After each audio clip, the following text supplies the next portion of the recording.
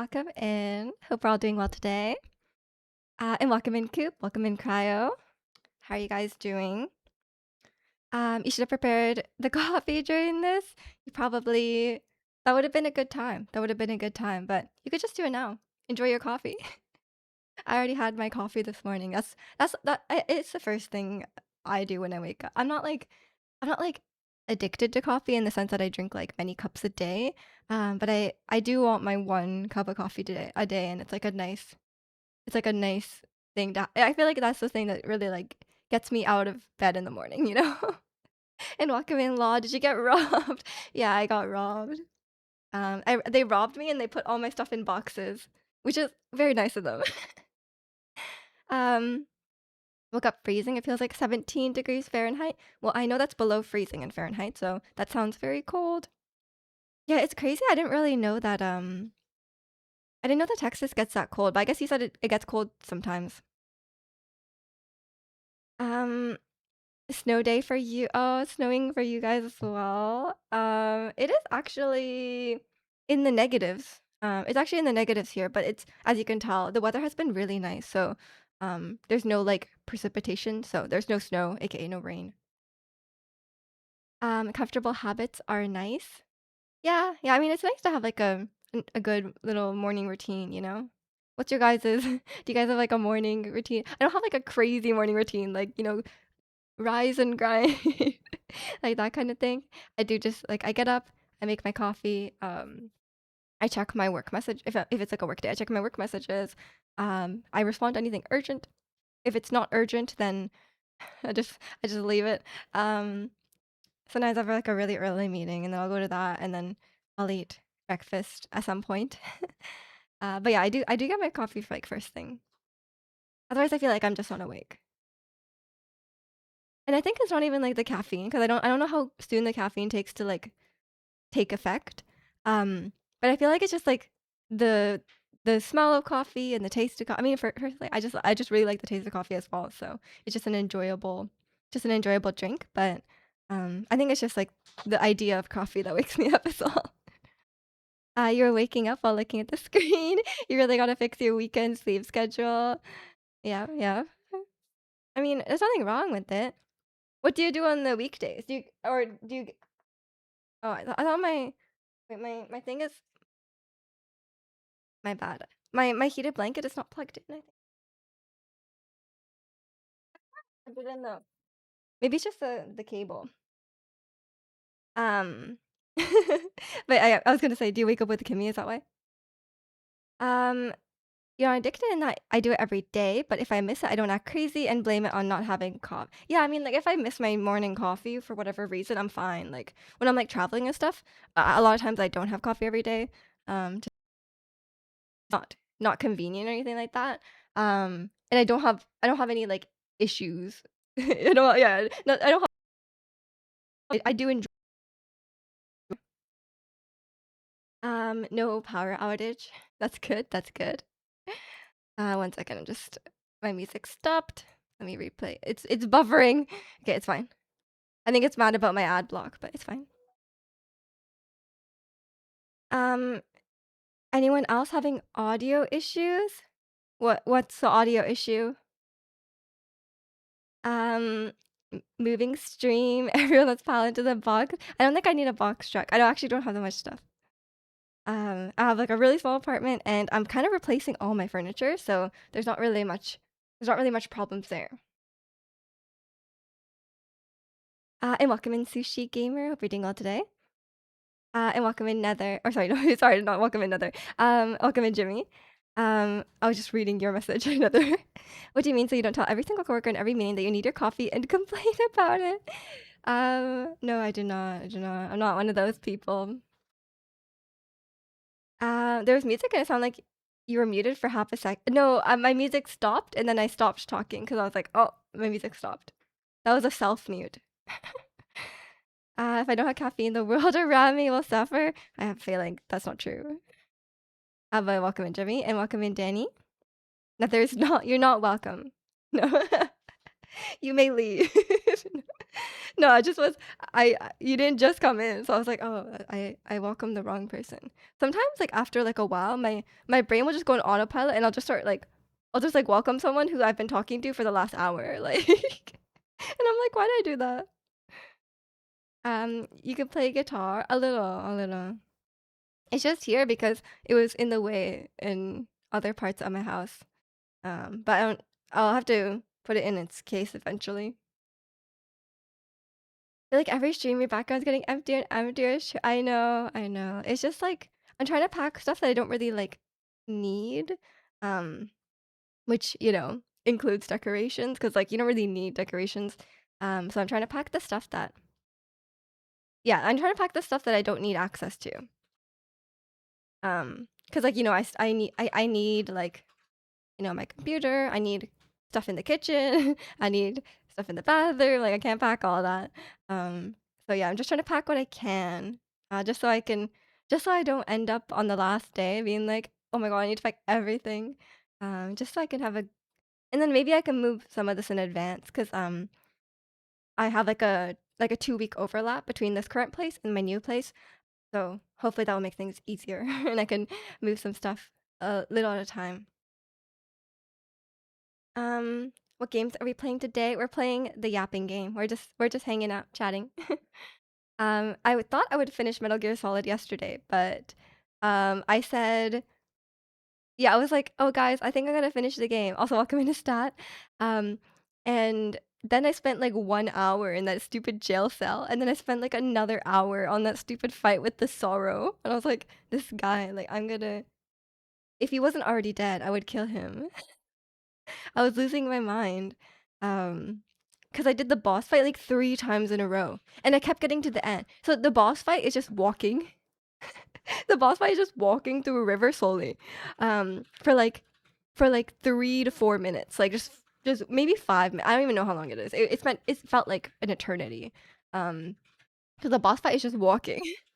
And then, um, and then when you get to the end, there's like a skeleton, and I didn't know what to do with the skeleton, and it would just insta kill you when you get to the skeleton. And I was like, "What am I supposed to do? Like, what am I? I did not know what I was supposed to do." So I went through that like 2 times, and on the third time, I was like, "Guys, I'm crashing out. I'm gonna crash out. If I if it happens again, I'm gonna crash out." And then I died, and then I was like really considering quitting the game. I was like, I should just end the game here. Like, it's over for me.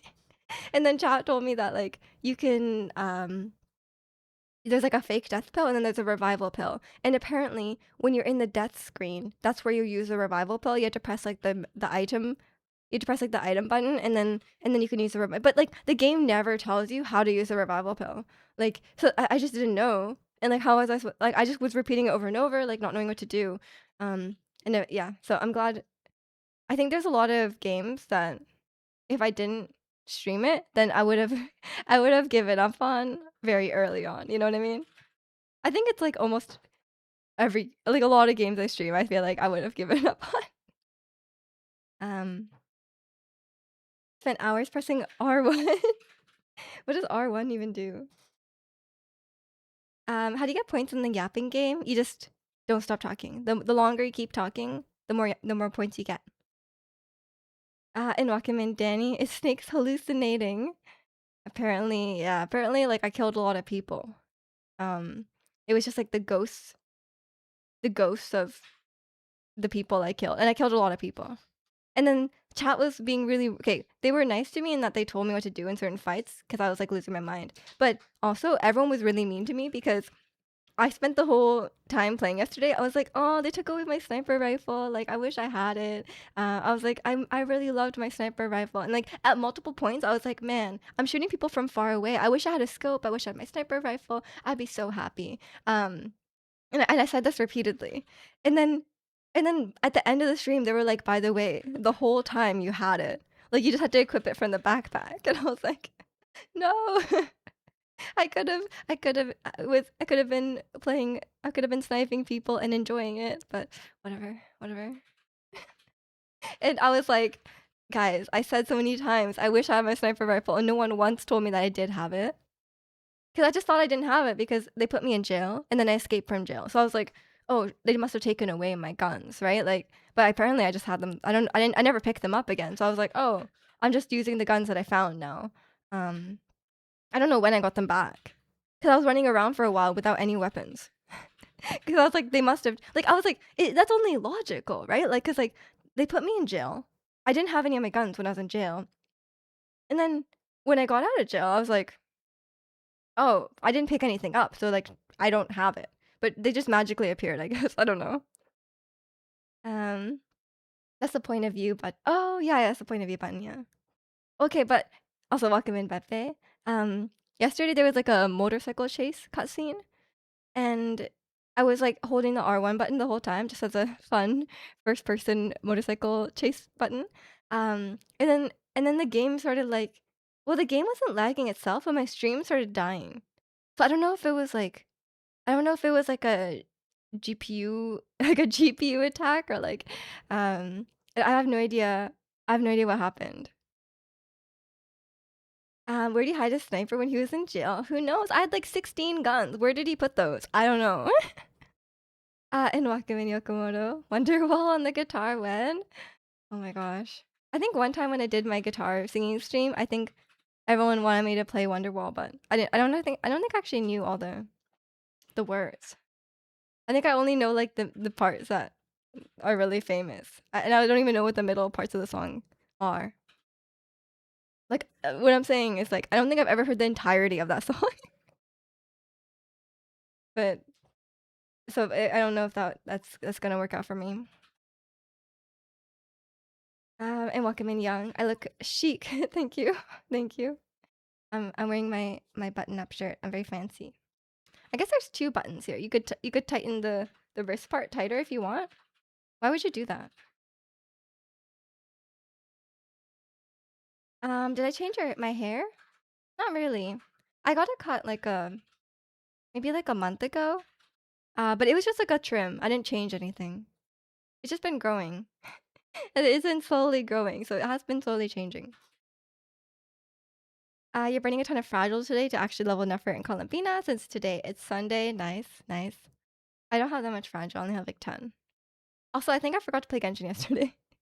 I think this is how it happens because I was like, everyone was like, "Oh, I get the free constellation today," and I was like, "Oh, so do I." And then when I logged in, I was missing a week, and I was like, "Oh, I guess I didn't play. I guess I missed some days here and there. I think some days I just don't play Genshin. I just forget. I guess it's fine. It's not really a big deal, is it?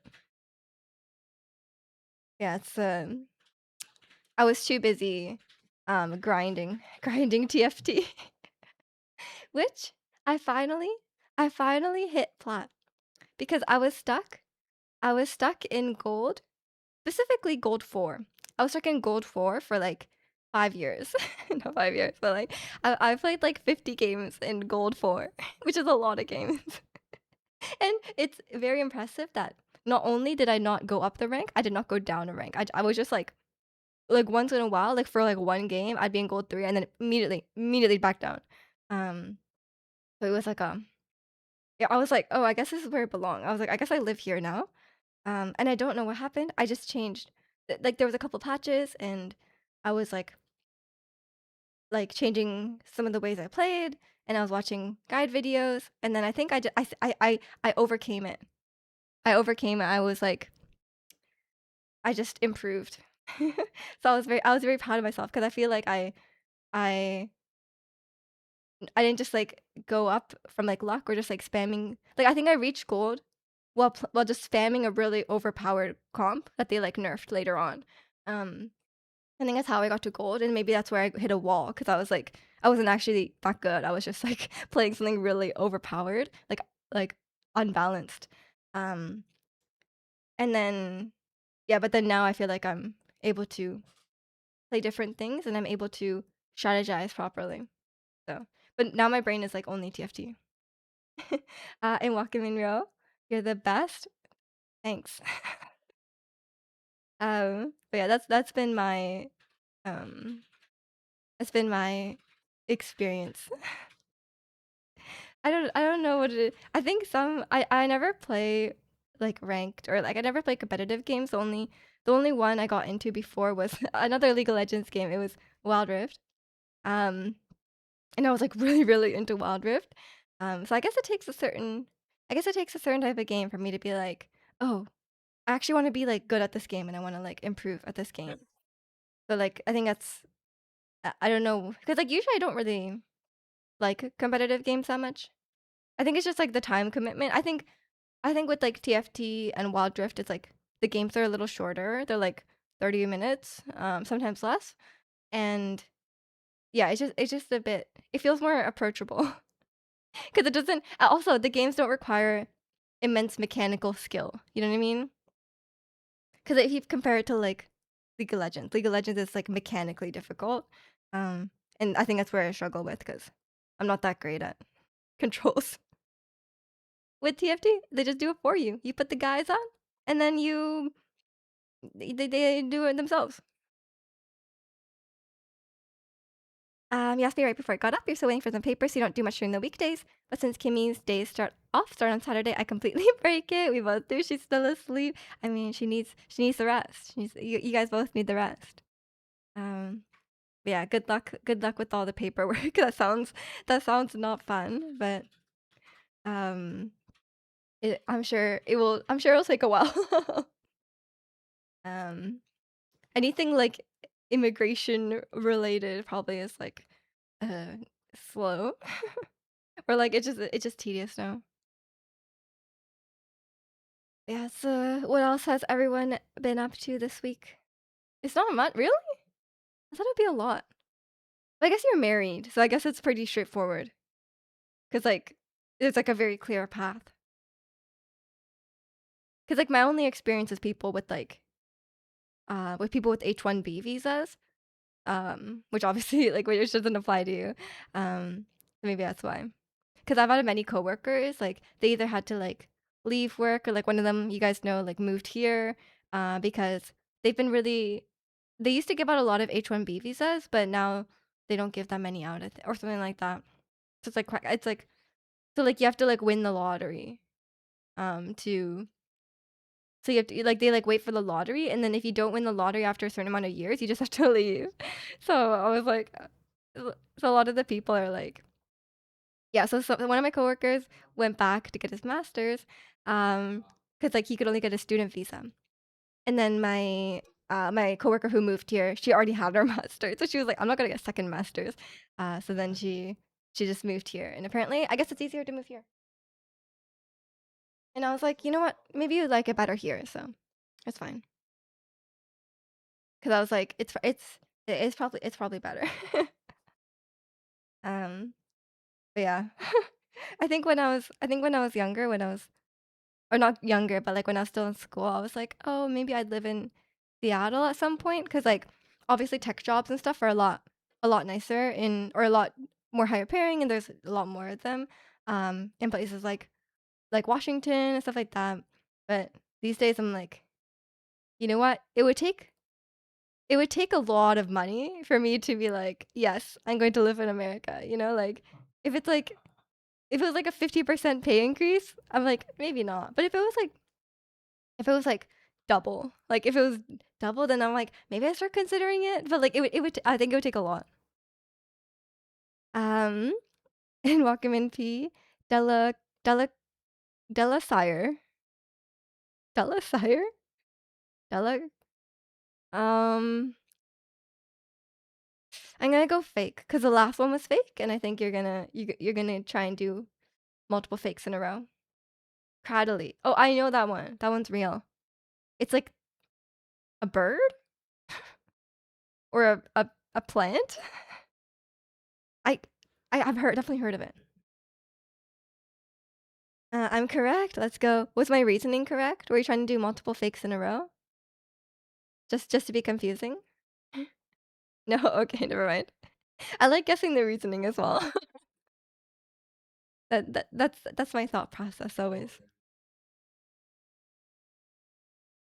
I have not touched Pokemon in a very.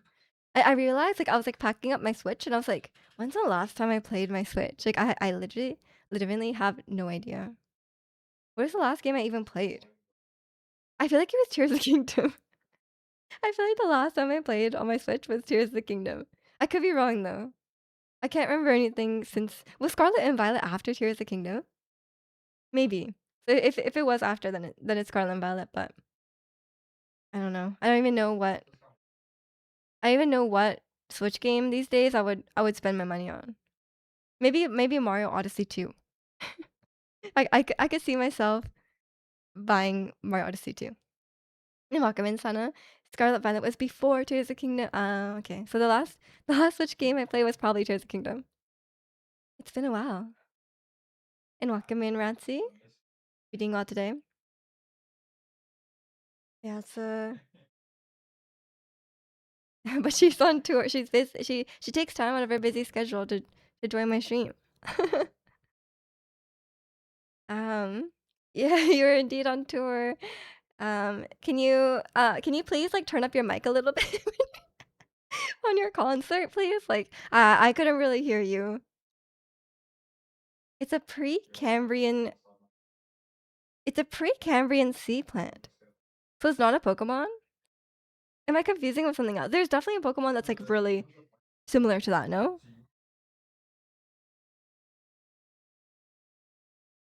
On tour, set main, and now me just showing busy. Yeah, it's tough out there. It's tough out there. Oh, it's a Pokemon, but it's both. The name is based off something else. Is what you're trying to tell me. That's what okay, makes sense. Cuddly. Yeah, Cuddly is real. I was like, I've definitely heard of this. Don't worry, I know my Pokemon. I feel like eventually, after enough of this game, like if I play this game with P for like 5 years, surely I will know like all the Pokemon, right? I mean, okay, you know what? Probably not. There's too many Pokemon. There's like 1,000, right? But if we take into the account if we take into account the Pokemon I already know, because I probably already know like 300 Pokemon, maybe, maybe more, maybe less. Um, so if I already know 300 Pokemon, after a certain amount of time, I will have like learned all of them. And it will be harder and harder for P not to do repeats. A question: do you like Baby Monster? Unfortunately, no. Ratsu will be sad, but I'm not a fan of. I don't like dislike them. I just don't like a fan of them. Name all 300. I'll work on it. Isn't there a Pokemon based on Jesus? Um, maybe like a legendary. I could see that. Maybe Arceus. Isn't Arceus a god? But I guess it's not Jesus because it's like it's like a deer. Um, yeah, I'm sorry. I don't. I mean, that is true, Ransine. Like, I don't like groups with really young members. But I think we can all like we all talk about this all the time.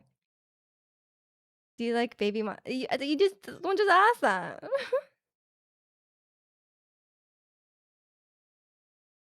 Um, but yeah, it's, I think it's a common sentiment. Like, if a group has really young members, not a huge fan. I do vaguely know about Baby Monster because I heard a lot of people talking about their vocals and stuff like that. You guys know I'm really into vocals and like discussion about that. Do I like Baby Monster? Maybe this time I should. After enough asking, I feel like I'm ready to say yes now. No, no, no. I was watching a video about Baby Monster, and they have um. Do I like Baby Monster? Oh my, I'm so unsure now. I'm trying to doubt myself. Um, but yeah, I was watching a video about Baby Monster, and then they have like a main. Okay, Ratty will know the names, but they have a main vocal, like an actual main vocalist. But then they have a younger member who they give all the high notes to. Um, but she's really quite young, and they give her like these really really challenging parts. So I heard a lot of people talking about her and like um because she's like straining so much to hit those high notes. Like it's especially being so young, it's not really good. It's kind of dangerous in terms of like vocal health. To be able to do that over and over. Ion, yeah, yeah, I think it's Ion. And then there's the other girl, Rora, and I think she's like technically the main vocalist. And she's well, like she's no Winter because Winter is like 10 years older than her, right? Like age matters a lot, right? Like it's years of practice and it's years of training and your vocal cords are more developed, right? So it's like it's not good to just give these kids um like really high notes and like they might damage their voice when they're young. Like it's not a good idea. Um Return from eating breakfast. I hope you enjoyed your breakfast. What am I missing? We're just talking about a K-pop group called Baby Monster. Roar is an amazing singer. You like Rami's voice? Yeah, I kept getting confused. I think I was referring to Rami because I remember I was talking to Ratzi, and then I was like, I got two R names confused, and I was like, one of them is really good. I can't remember who it is. I'm guessing it's Rami if Sana is saying Rami. And how much do you love? I had like six people in a row ask me if I like Baby Monster, and then now now it's a whole thing. Now it's a whole thing. Yeah, Rumi is also too close, too confusing. I mean, if we're talking about the best vocals, it's got to be Rumi. Like, EJ's vocals are unmatched, obviously, but EJ's also like probably close to 30. Like, Rora, Rami, and Ruka. That's too many R names. Can they stop at that? That's too confusing. There's no Baby Monster songs in your play. No, there is not. Ratzi becomes Wikipedia within. Yeah, just ask Ratzi anything about like some K-pop group that he likes, and he will immediately start giving facts. Um, Heard that BTS are making a comeback. I don't know. I don't know much about BTS, but I heard they have a great concert. So if Ratzi ends up going, um, then I guess we'll find out.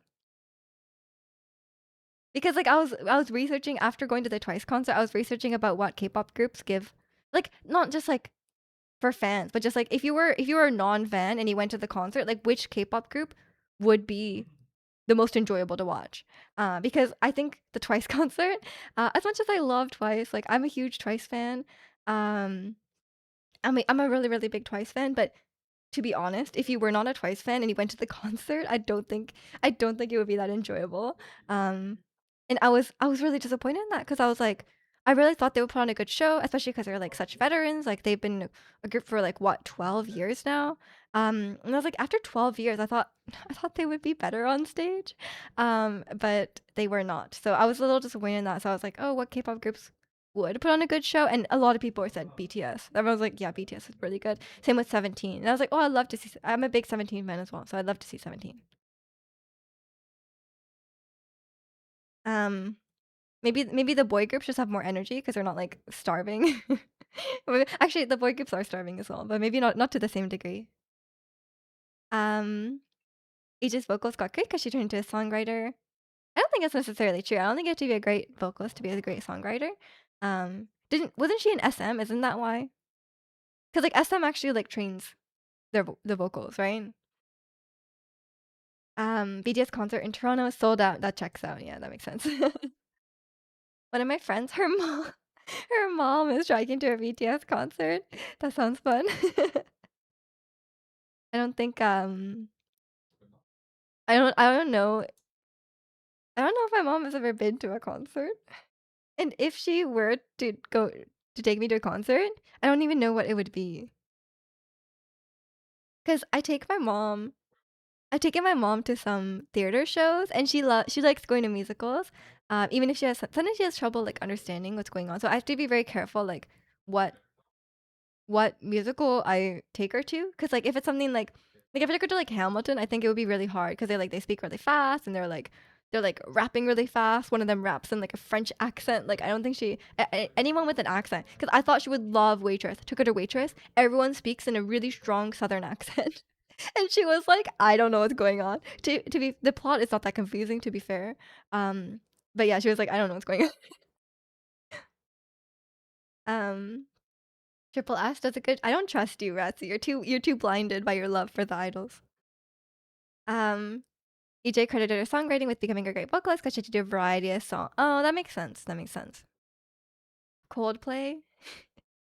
I don't know if my mom knows any Coldplay songs aside from, like, Viva La Vida. 'Cause I remember, like, I don't think, um 'cause, like, I don't know a lot of, like, old bands and stuff like that because most people, I think, learn it from their parents, but, like, my mom obviously is an immigrant, she doesn't know about, like, the famous, Western group bands and, like, artists and stuff like that, 'cause she came here in, like, the '90s, so she wouldn't know anything before that, um, and I think we only ever had 1 CD, and it was, like, a Grammy. It was, like, one of the Grammys. It was, like, Grammy winners or, like, Grammy nominees or something like that, and it had, like I remember this specifically because like, this was, like, the only CD my mom had and, like, it was, like, playing a lot, and it had Viva La Vida, so it must've been the year Viva La Vida came out, Viva La Vida, and it had, um, Love Song by Sarah Bareilles. I do actually love Sarah Bareilles, um, and I can't remember what else was on that CD, but it was like, those songs are just, like, forever ingrained in my memory. 'Cause I think that was it. That was the only thing we had. And I think my mom likes jazz. But other than that, I don't really know. Um, but I don't think she's much of a music listener. But you guys know when I go to Japan, I like playing in the when we're on the car, sometimes we do like a long car ride. I always play like 80s 80s Japanese pop songs because like my aunt and uncle and my mom as well, like this is like the songs that were popular when they're in their 20s. So it's very entertaining and it's very nostalgic. And to be fair, the songs are really good. Um And my uncle will sing along poorly. It's the downside of asking something to people that know a lot about something they really enjoy, at the same time, you can't take their word as much as they know about. I think it depends on the person. I think it depends on the person. Um, I think some people will be able to give you I think you're not I don't think you're I don't think you're like no, you say that, Ricky, but I don't think you're like that. Because like, when I ask you very honestly, like, if I ask you, like, everything aside, like, do you really think I would enjoy it? Or like when Zirconian asks you like, "Oh, like, what about the performance?" And, like, you're able to be honest about it. You're not, like, blinded. You're not like a blind, like, fanboy just, like, praising the game and, like, not taking any criticism. Like, when I think that I don't think that's necessarily true. I think you can like something and still be critical of it. But then, yeah, you just can't ask, like, like, the Pokemon defenders or, like, people or, like, we were talking yesterday, the Kojima fanboys. You can't ask people like that. Like, people who, like, if you say something bad about something they like, they'll take it as, like, a personal insult. You know what I mean? Um, you love 80s Japanese pop. It's so I know, there's something about it. 'Cause, like, obviously current pop, there's some really good stuff out there. I think currently, like, a lot of, like, more, like, rock kinda thing, and obviously everyone loves, like, YOASOBI and stuff like that. But 80s pop is genuinely really good. I mean, same with Western 80s pop too. And welcome in, Cranvan. You're new here, welcome in. Hope you're doing well today. Yeah, I don't necessarily think that, like, just 'cause you like, I'm the same. Like, I I'm able to criticize the stuff. I don't know if there's anything that I'm like I wouldn't like, I don't know if there's anything that I would be like, I can't give a you wouldn't be able to trust my opinion, or, like, I would be, like, blinded by something and I can't give the right opinion. Um, I wouldn't know what that is. Maybe my dog? I don't know. Like, anything where I'm, like, blinded by emotion. Maybe yeah, maybe it would be, like, dogs. Like, I couldn't say anything bad about my dog. Um, Current pop is nice too, but 80s pop is much better in all countries. Yeah, I don't know what it is about it. Um, I think it's just maybe in 20 years, maybe 30 years. No, 40 years. Um, in 40 years, you'll be able to we'll look back and we'll be like, "Wow, like, Sabrina Carpenter, they don't do it the same anymore," or something like that. Maybe, but yeah, I think 80s pop has a certain and I think that there's a reason why. I mean, a little while ago, like 80s pop and stuff had like a big resurgence, right? Like a lot of pop songs were like 80s influenced. Um, so maybe it was just the peak. Although I do love, actually, I don't love 90s pop. I love 90s R&B. In his case, he's actually black. Right, in Ratsy's case, I think he would be the first to admit that as well. Like, I don't think we can trust Ratsy's opinion about like, hey, is this new K-pop song good? Like, I don't think we can trust it. Um, oh, true. Oh my gosh. Sorry, I missed your joke. I missed your joke. That was a good one. Sorry, Luca. Um, yeah, it's yeah, I don't think there's anything because I think I'm more likely to be like, oh, I really like something, and then I was disappointed when it didn't it didn't reach the quality that I thought it would. You know what I mean? Like I was, for example, I was like so excited about the Last of Us show, and especially like season 2 and stuff like that. I was really really excited to see it, and then I was like, this show's bad. Same with like Stranger Things. I was so excited for season 5 of Stranger Things, and then like I'm fully able to be like, hmm, maybe maybe it's not as high quality as I wanted it to be. You know, like um, I think that's the same as well. And I was looking back at like I can't remember what I was looking for. I think I was looking for like my opinion back then on I think it was Percy Jackson season 1. Um I actually didn't talk about it so I couldn't find it. But then when I was scrolling through I saw about Arcane. And I was like, I think Arcane season 2 of Arcane is one of those things where I was like I came out of it enjoying it and I was like, "Oh, I enjoyed it." Um and I was like, "Oh, I had a good time watching it." And I was like, I obviously I love the characters. But then the more time I had to like process it and like really think about how the season was structured and like what happened, I was like, maybe it like I was like, "Oh, maybe it was a little disappointing." Like I don't know, I feel like it wasn't obviously there's some parts of it that are like undeniably really like really high quality. Like obviously the animation is insanely high quality and the voice acting is really really good. But in terms of like the plot and stuff like that, I was like, oh, maybe it was disappointing. Do I play on streams? I do. I was playing Metal Gear Solid yesterday, but today we're just talking. We're just chatting. Sometimes I play games on Saturday. Last of Us season 2, it had worse material to work with. I mean, I think it had a lot to work with. But I do understand that. I think season 1, or sorry, not season 1, The Last of Us 1, was very like it was structured in a way that would work as like a movie or a show. And I think Last of Us 2 relies more heavily on it being a game. And I think like the way it's structured is really unusual, right? Like obviously like there's like huge sections and then you play as Abby and then there's huge sections, right? Which makes it kind of hard to translate, I think. But even if we even if we take The Last of Us the game as the standard, and even if we don't say like even if we're like, okay, The Last of Us Part 2 wasn't that like I didn't like it that much, it was nowhere near that level. Like it was just objectively it was like the season Last of Us season 2 was like objectively kind of badly written. Um and yeah, even if you didn't like the game that much, I don't think the show was that enjoyable.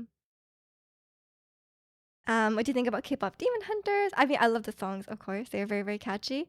The movie itself, I thought was like fine. I know it's like a hot take. Like the movie itself, it's like a really normal family movie plot, in my opinion. Like I didn't really find the plot that engaging. Um, but the animation was really, really well done. The voice acting, the songs, really well done.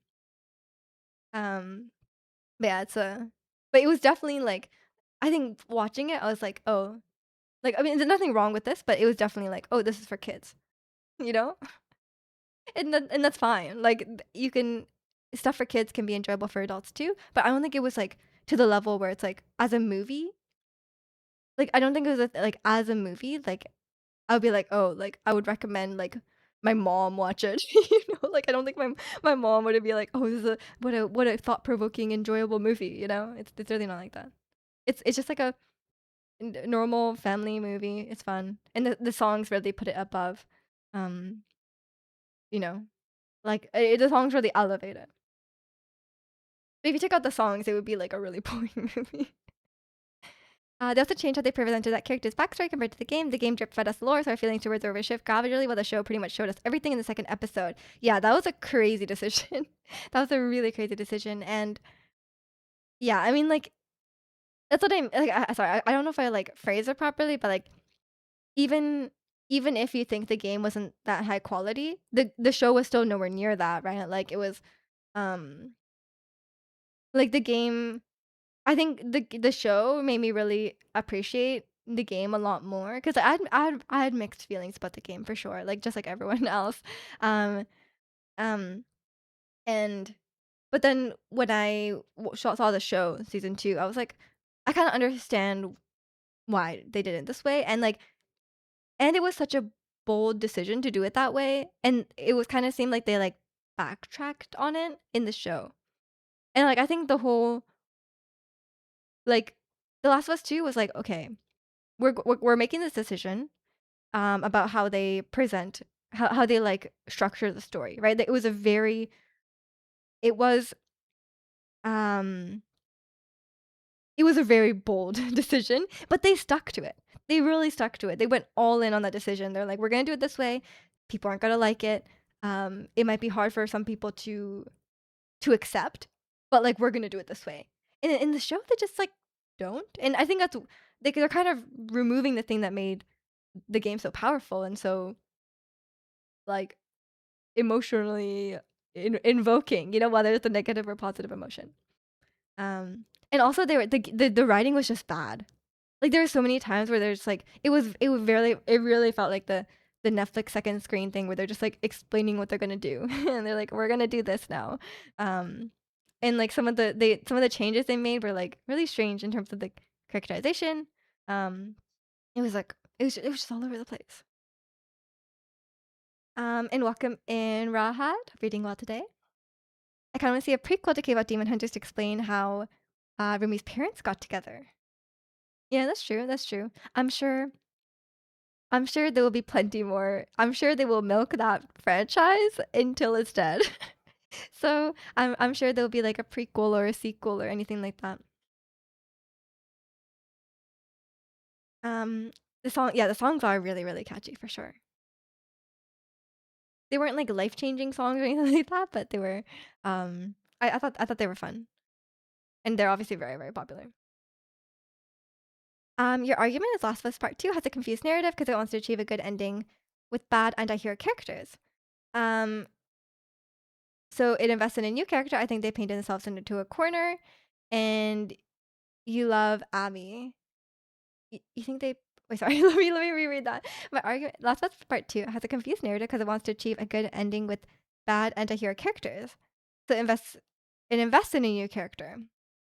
They painted themselves into a corner in terms oh, I think I know what you mean, right? Like, I think a lot of people couldn't get over, Abby's actions at the beginning of the game. Like, I think, um, they wanted us to emphasize with her, but I think some people were not able to, which is understandable.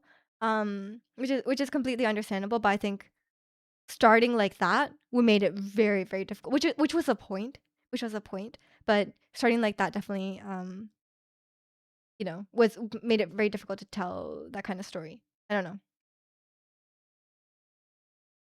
But, like, looking back on it, I'm like, "Okay, that was the point," and I kind of get what they were going for, but I think, like, you know, it's valid to not like it.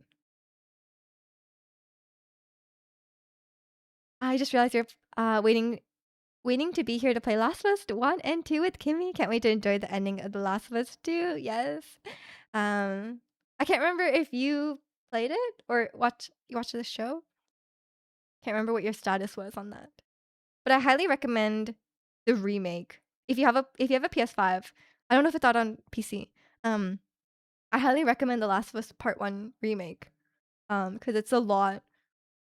It has a lot of, like, quality of life stuff. Like, it's like and The Last of Us Part 1, obviously, um obviously, it's like a game. It was like a revolutionary game, like, I understand that, but it is a little clunky, especially, I think, for Kimmy. If she's anything, I know me and Kimmy are pretty similar in taste. Last of Us Part 1 is it's hard to get through. Um, the original, the 2014 one. The Last of Us 1 and 2 are on Steam. Okay, that's good, that's good. Yeah, cause like yeah, you guys enjoy I mean, and the game looks beautiful. Yeah. No, but honestly, the older game still holds up. It's not really a graphics thing. You do notice when you play the new game that it looks really good. It's more of like how the game plays. The old game is hard to play. Like it's really tough. Like obviously, I think you can get through it. But if she wants to like enjoy the gameplay and stuff like that, then I recommend the new one. Cause like you guys know my history with the last. I mean, I guess some of you may not know. I love The Last of Us, and I had the I had the PS4 the remaster for ages, and I tried playing it so many times, and I could not get through it. It was so hard. Like just the way I played, it's not even hard in like a Dark Souls kind of way. It was just hard in that like it was very it was very clunky, and I just could I was having a really, really hard time getting through some of the levels, and no matter I kept going back to it, and no matter how many times I tried it, um, no matter how many times I tried it, I was like, "Ah," I kept getting stuck on levels, and I couldn't get through, and I was like, "This is just too difficult to play," so I ended up watching someone play it. I just watched, like, a Let's Play. This was, like, years ago. I think I watched, like, PewDiePie or something. Um, and then this was in the PewDiePie era. Um, but then when the remake came out, I was like, "Oh, it's a little expensive for, like, a remake," but I really wanted to experience The Last of Us for myself, so at that point, I was able to play it by myself and get through the game, and I was so happy. Does the remake still have multiplayer? Still scratching my head why devs insist on putting that in single player games. Yeah, honestly, I don't really understand the appeal of it, but a lot of people really like it, so, like, I guess fair enough. Maybe I just don't understand the appeal. I mean, to be fair, in the newer games, like The Last of Us 2 and The Last of Us, yeah, The Last of Us 2 in specifically, does have some great gameplay. I don't know how that translates to multiplayer, but it does have great gameplay. Like I think a lot of people really dismiss the gameplay of The Last of Us, but in terms of Last of Us 2, it's like a really engaging, in-depth stealth game. Like I think it's quite well. I don't know how that translates to multiplayer, but apparently people really like it. There's also a roguelike mode, which people really seem to enjoy. Cause it's just like combat level after combat level, which that one I understand. I'm like I get why people like that. Um, Not me. Is thought Abby's actions and her story were excellent and justified. I couldn't buy into her adventure with Lev. In the ending, wanted to have a dramatic hero versus hero, and I just didn't feel it. For me, it wasn't necessarily okay. Yeah, I understand your perspective. Um, for me, the reason my issues with the game is one, the pacing. Um, I think I mean, okay, I think the pacing is part of the reason is more related to the gameplay because they said the reason they did Ellie's section and then Abby's section in like such long stretches was because of the gameplay. They wanted, the characters to like get upgrades and like they didn't want to switch back and forth between the different characters because of the way the gameplay worked and with the way the progression worked in terms of gameplay. But I I personally feel like structuring it that way wasn't great because like you start playing as Abby and then you're like, oh, surely this will be over soon. But then it's like, and you're like, okay, let me just get through this. Like it must be like a flashback. Um, and then you keep playing, and then you're like, you start getting like level ups, you start getting upgrades, you start getting new guns, and you see the skill tree, and you're like, I think I'm gonna be playing as Abby for a while. And then so then like the way you feel when you start playing is like, "Oh, let me just get through this." And then as it goes on, you're like, "Why won't it end?" Like and you don't really want to be feeling like that while you're playing a game. Like you don't want to be feeling like, when will this end? Like, can I just get through this so I can get back to Ellie?" But then like but then it doesn't, right? Like, it just doesn't. Um, so I think if there wasn't gameplay restrictions, they could cut back and forth a little bit more often. And I really thought they would do that in the show, but they don't. The changes they made to the show were not that, which I thought that was the main, the pacing was the main issue with The Last of Us Part 2. And I thought they would fix that in the show, but apparently not. Because it was a big thing, right? Because like Ellie's story, it has like a rising action, like a story should, and then it reaches the climax. And then in the climax, it cuts. And then you start from the beginning. Like you go back to like the first day and then you start playing as Abby and you go through the whole thing again. And I was like, that pacing really doesn't work. Um because once you cut it off at that point, it's like a cliffhanger, and then you're like, I need to know what happens next. And then it just kills the tension and it just like destroys everything, and then it to build it back up to that moment. And then like, I don't think that works. I don't think that works in terms of pacing. And then also I thought this is more of a personal thing, but I just thought the game was way too depressing. So I was hoping the show would be a little less depressing. Cuz I was like, cuz like in the game just felt like a bad thing happens and then you're like, "Oh, that was pretty awful. Surely it will get better." And then a worse thing happens. And then you're like, "Okay, well like this character, we've been through a lot. Like surely it's up from here." And then it gets worse. And then I'm like, it just keeps getting worse, and it's like so depressing. Like, um, I would play the game, and then like I would finish playing the game, and then I would feel a little depressed. Like I wasn't like unhappy in my life or anything, but I would feel a little depressed after I finished playing, and then I would need like a break, and then I would come back to the game, and then I'd feel a little depressed. So it's a bit, that's my other issue with the game. It's a little much for me personally. Didn't know the remake had gameplay improvements. I thought it was just enhanced models and textures. It's mainly like accessibility improvements, which can help with the gameplay. And that was kind of my problem. I needed to enable a couple accessibility settings to be able to get through some of the combat. But the gameplay itself is the same. It doesn't include like, everyone thought they would include some of the mechanics from The Last of Us 2, um like some of Abby's gameplay, like dodging and stuff like that, but I don't think it's in there.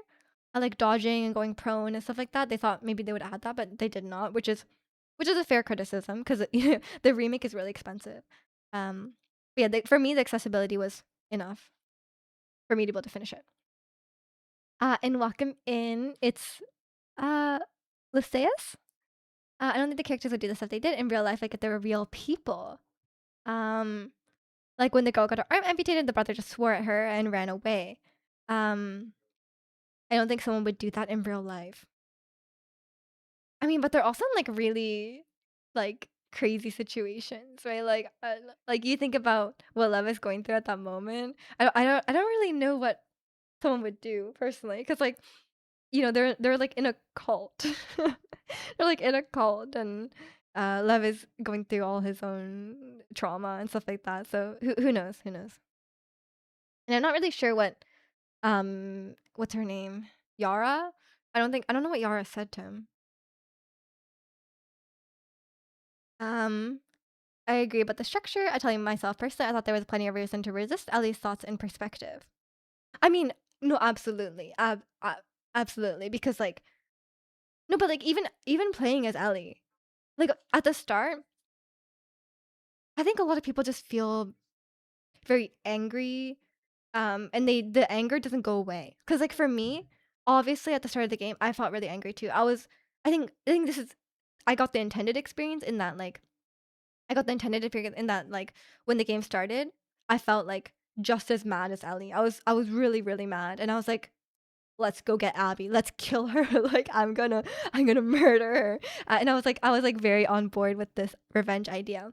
When it started, not that I wouldn't be like this in real life, but like in the game setting, I was like, okay, I'm on board. Let's get her. Um, but then yeah, as the game goes on, Ellie gets worse and worse and worse, and she's so she's so dead set on revenge, and like the stuff she does to further that goal. At a certain point, you're like, okay, Ellie, that's too far. Like let's stop. Let's go back. Um, like Dina's more important. Let's go back. Um, and I think you're supposed to reach that point where you're like, okay, Ellie has gone too far, and she's not in the right anymore, right? I think you're supposed to feel that, but I think a lot of people never reach that point, which is like fair enough. Everyone has their own perspective, but I think there's multiple points where it's like Ellie went too far, and I think you're really supposed to agree with that fact. And I think a lot of people I think a lot of people just hated Abby no matter what, and there was no redemption to Abby, and they weren't able to. They were really blinded by their hate for Abby, and they couldn't empathize with what she went through. The game is a bit heavy and very violent and gory. It is. It is. It is. It's really. It's not fun. Like the game is not fun to play. It's not enjoyable to play, in my opinion. Like the gameplay is fun. I love the gameplay in Last of Us 2, but is it? Will you finish the game and be like happy?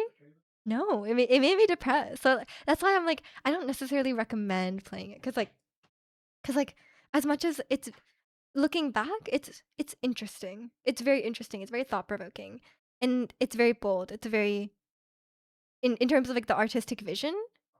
It's cool. Yeah, it is cool. But like I never go back to it. Like I never played it again because it's too sad. It's really too sad. And I only played through it because I was so attached after the first game. And I don't regret playing the second game, but it is a lot, and it's not something I want to experience again. Um, the revenge thing between Ellie and Abby was too much. I mean, I think that's the point, right? Like it's like they go too far, and I think like Abby Abby is the one who's like maybe Abby doesn't want to go as far. Um, so I think, but then Ellie does, right? So like I think that's what you're supposed to consider. And welcome in remix, and welcome in Matt. Then all of that for the end to happen. Yeah, I don't know how I feel about the ending. I don't know.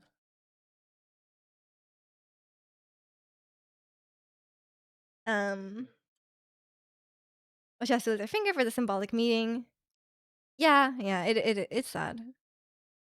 It takes a lot of development to make a game like that. You only get like one in a decade, 2 decades. I mean, obviously, like part one was like a masterpiece, right? Like it obviously it's not perfect, but it definitely was like a masterpiece of a game. I think the writers wanted to finally show Joel was the real bad guy, but didn't want to fully admit it to not alienate fans at first. So they lean on him being a doting fatherly type.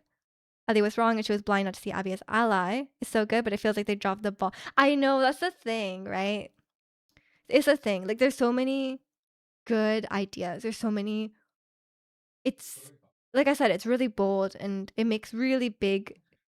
It makes really big decisions.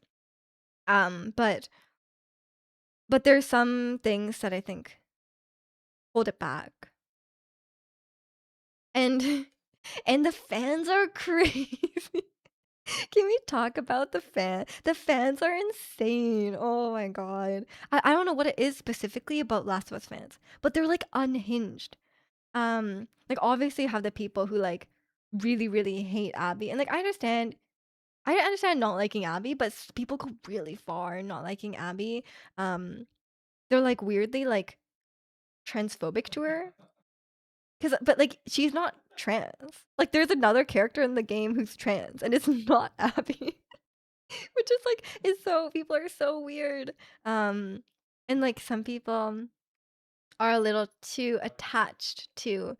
I think a lot of people, maybe male fans, are like they want to be Joel, like right, like they see themselves, or like they think he's like the like they really they want to be Joel, and I think a lot of times they don't understand that he's not necessarily the good guy. Like he is a he's a good guy in some sense, but he also did a lot of awful things, and it's just a whole thing. And people, yeah, the fans are just a little bit unhinged. It's just I don't know what it is specifically about The Last of Us, because like other game, maybe it's just because I think my theory is just like the original game came out a while ago, so that maybe there's that kind of like people are maybe a little bit older and less progressive. Um, and there's maybe that, and then two is also Neil Druckmann is very very progressive. Um, so he does include stuff like yeah, there's a trans character, Ellie is gay, um, that kind of stuff. So I think maybe it attracts the kind of people who would be want to like rage about that. Maybe something like that. And the way they portray female characters maybe invites certain or I think a lot of people maybe played part 1 and they're like, "Oh, I love Joel, like he's my guy." Um, and then in part 2 they're just like they don't they can't see the nuance in part 2 in Joel's character and stuff like that. But some of them are just very unhinged. Some of them I cannot understand their thought process. Um, you liked Abby, it's just her development doesn't feel organic. Yeah, yeah. I can understand that. Fans are too hard for Last of Us 2, especially when it comes to the TV show. Yeah, I'm like so worried about about Caitlin Dever. Um, I'm just like very concerned.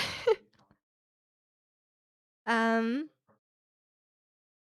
in this show, you feel more for Abby, but in the game, hate was forced, and then you see Ellie getting revenge and beyond, so you're left hating them both. Yeah, I mean, I think they're both not. I mean, like I think in an apocalypse setting, it makes sense that the if you survive, you probably have to do some stuff that you um like you probably have to do some bad stuff to survive, right? Like, and I kind of understand that it's a really cruel world in the apocalypse. So I think I can understand like every character kind of does bad things. You played part 1 with the Sony streaming service thing? Nice. There's some specific types of people whose entire personality is some fandom character, etc., which creates this insanity. Honestly, I've seen this behavior in so many other stuff. Yeah, yeah. I mean, I feel like, um, I mean, I've definitely seen this a lot as well. Like, certain like let's say Pokemon fans are a little bit insane. Like the Pokemon defenders, sorry, the Pokemon like not like regular Pokemon fans, but like Pokemon defenders. Those people are insane. We're like, sometimes, like, I'll like, when I was playing through Pokemon Scarlet and Violet, like, I was obviously talking about, like, the quality of the game. I was like, "This quality of the game is unacceptable." Like, I was like, "It's literally unacceptable." Like, they should not be releasing a game like this. And then there's some people out here, like, saying, like, I can't remember what people say, but they're like, "Oh, you should be grateful." Like, I'm like, "What do you mean you should be grateful?" Like, I paid $90 for this game from the highest grossing franchise in the world. Like, it's not like they don't have money. It's not some like I'm not picking on some game made by like one 15-year-old. Like, I have a whole thing. Like, grateful that they like made a game for us. I was like, "What do you mean? Like, why would I be grateful?" Um, yeah, but those people too from soft fans. From Soft Fans 3? I recently discovered this while reading about Metal Gear Solid. Kojima fans. Kojima fans? Insane. Insane. Um oh there's so many. There's so many. But I'm just saying the Last of Us fans are a different breed because there's like a really small group of them that are like really misogynistic, really transphobic, really homophobic. And they're really really hateful. And I think The Last of Us specifically attracts that because they include these like LGBT kind of characters in their game. Um, Abby was right. Well, you never met a hardcore Pokemon fan. You should be grateful. It's a whole thing. They will come in here. They will defend the corporation of Pokemon till the end of the earth. I'm like, why? Why? I'll never understand the people who will stand a corporation. Like, oh, also Disney adults. Like don't be a like please or like Apple fanboys. Like do not defend the corporation. Like they don't need it. Um, don't kill me here. Anyone but Star Wars. Oh, yeah. I mean, that I feel like I don't talk enough about Star Wars to meet those people, but that I could see that. I could see that. Oh, it's the people that are like really really mad um about Luke, right? About the treatment of Luke. That's what the paying money for. I know. I'm like, they didn't give it to me for free. Like, if I pay for a product and it's not worth the money and it's not of good quality, then I'm fully in my right to complain about that. They think Pokemon fans will eat any slop they are fed. They do. The Scarlet and Violet sold like crazy. It was the highest selling Pokemon game, was it not? Um, you don't think this Pokemon game set in just one area? I think Sun and Moon was the first, and it was meh. Like the new one, like Legends is that a day? And welcome in, John. Happy to tell you they're not buried in snow. Congrats, congrats. You will not stand for any blasphemy against Kojima-sama. You mean Kojima-sama? You do follow Kojima on Twitter, but I do it for his reviews. I'm not much of a Metal Gear Death Stranding fan, but I like his direction for games. I see, I see. I don't know what he says on Twitter. um, it just started to snow heavily here now. It's supposed to get 40 centimeters. Oh, I'm sorry. That's rough. You do collect Pokemon games physically and have been since I was a kid, but some of these games deserve bashing. Game Freak literally has zero excuses. Exactly, exactly. Like I think it's ridiculous to defend Scarlet and Violet, and I mean obviously like there's some things that are enjoyable about it, and that's completely understandable. You're allowed to say that, but to like defend releasing a game in that condition is like there's literally no excuse. Like and the people are like, oh, like Game Freak is a small company, they don't have enough employees. Get more employees. Like that's their problem. Like that's not my problem, that's their problem. They're literally Pokemon is literally the highest selling franchise in the world. Speaking of Star Wars, it makes more money than Star Wars. It makes more money than Harry Potter. It makes more money than like like I don't know, any Disney property. Like it's a whole thing. Um why are they releasing games in this condition? It's just ridiculous. Cannot I cannot yeah, I do agree that there's no no excuse. And I'm not like obviously there's a difference between that and like blaming the devs. Like I don't think it's the devs' fault, but like that's on them. That's on the company. And like defending the company is ridiculous. Expect to see AI produce book. Oh, I don't even doubt it. Um, and Wakamin's as is. It makes two of us. That's good. I'm glad. You get back then where Pokemon never wanted to do collabs and were strict, but since the new direction years ago, they're just collabing with everyone making insane money. I mean, Pokemon has been making insane money for more than years. like they've been making insane money for decades. Like there's really they make so much money. Like literally highest selling franchise in the world. I don't think we can use small dev team anymore because Expedition 33 swept the Game Awards. True, so true. For horrible quality, like they keep releasing Gengar, Pikachu, Eevee clothes, and the products that just have the same stunts on the character. Ew, I hate that. And welcome in, Venge. Hope you're doing well today. Um, and welcome in, Tram. Did you get BTS tickets? No, I did not. Are they coming to Vancouver? I don't even know.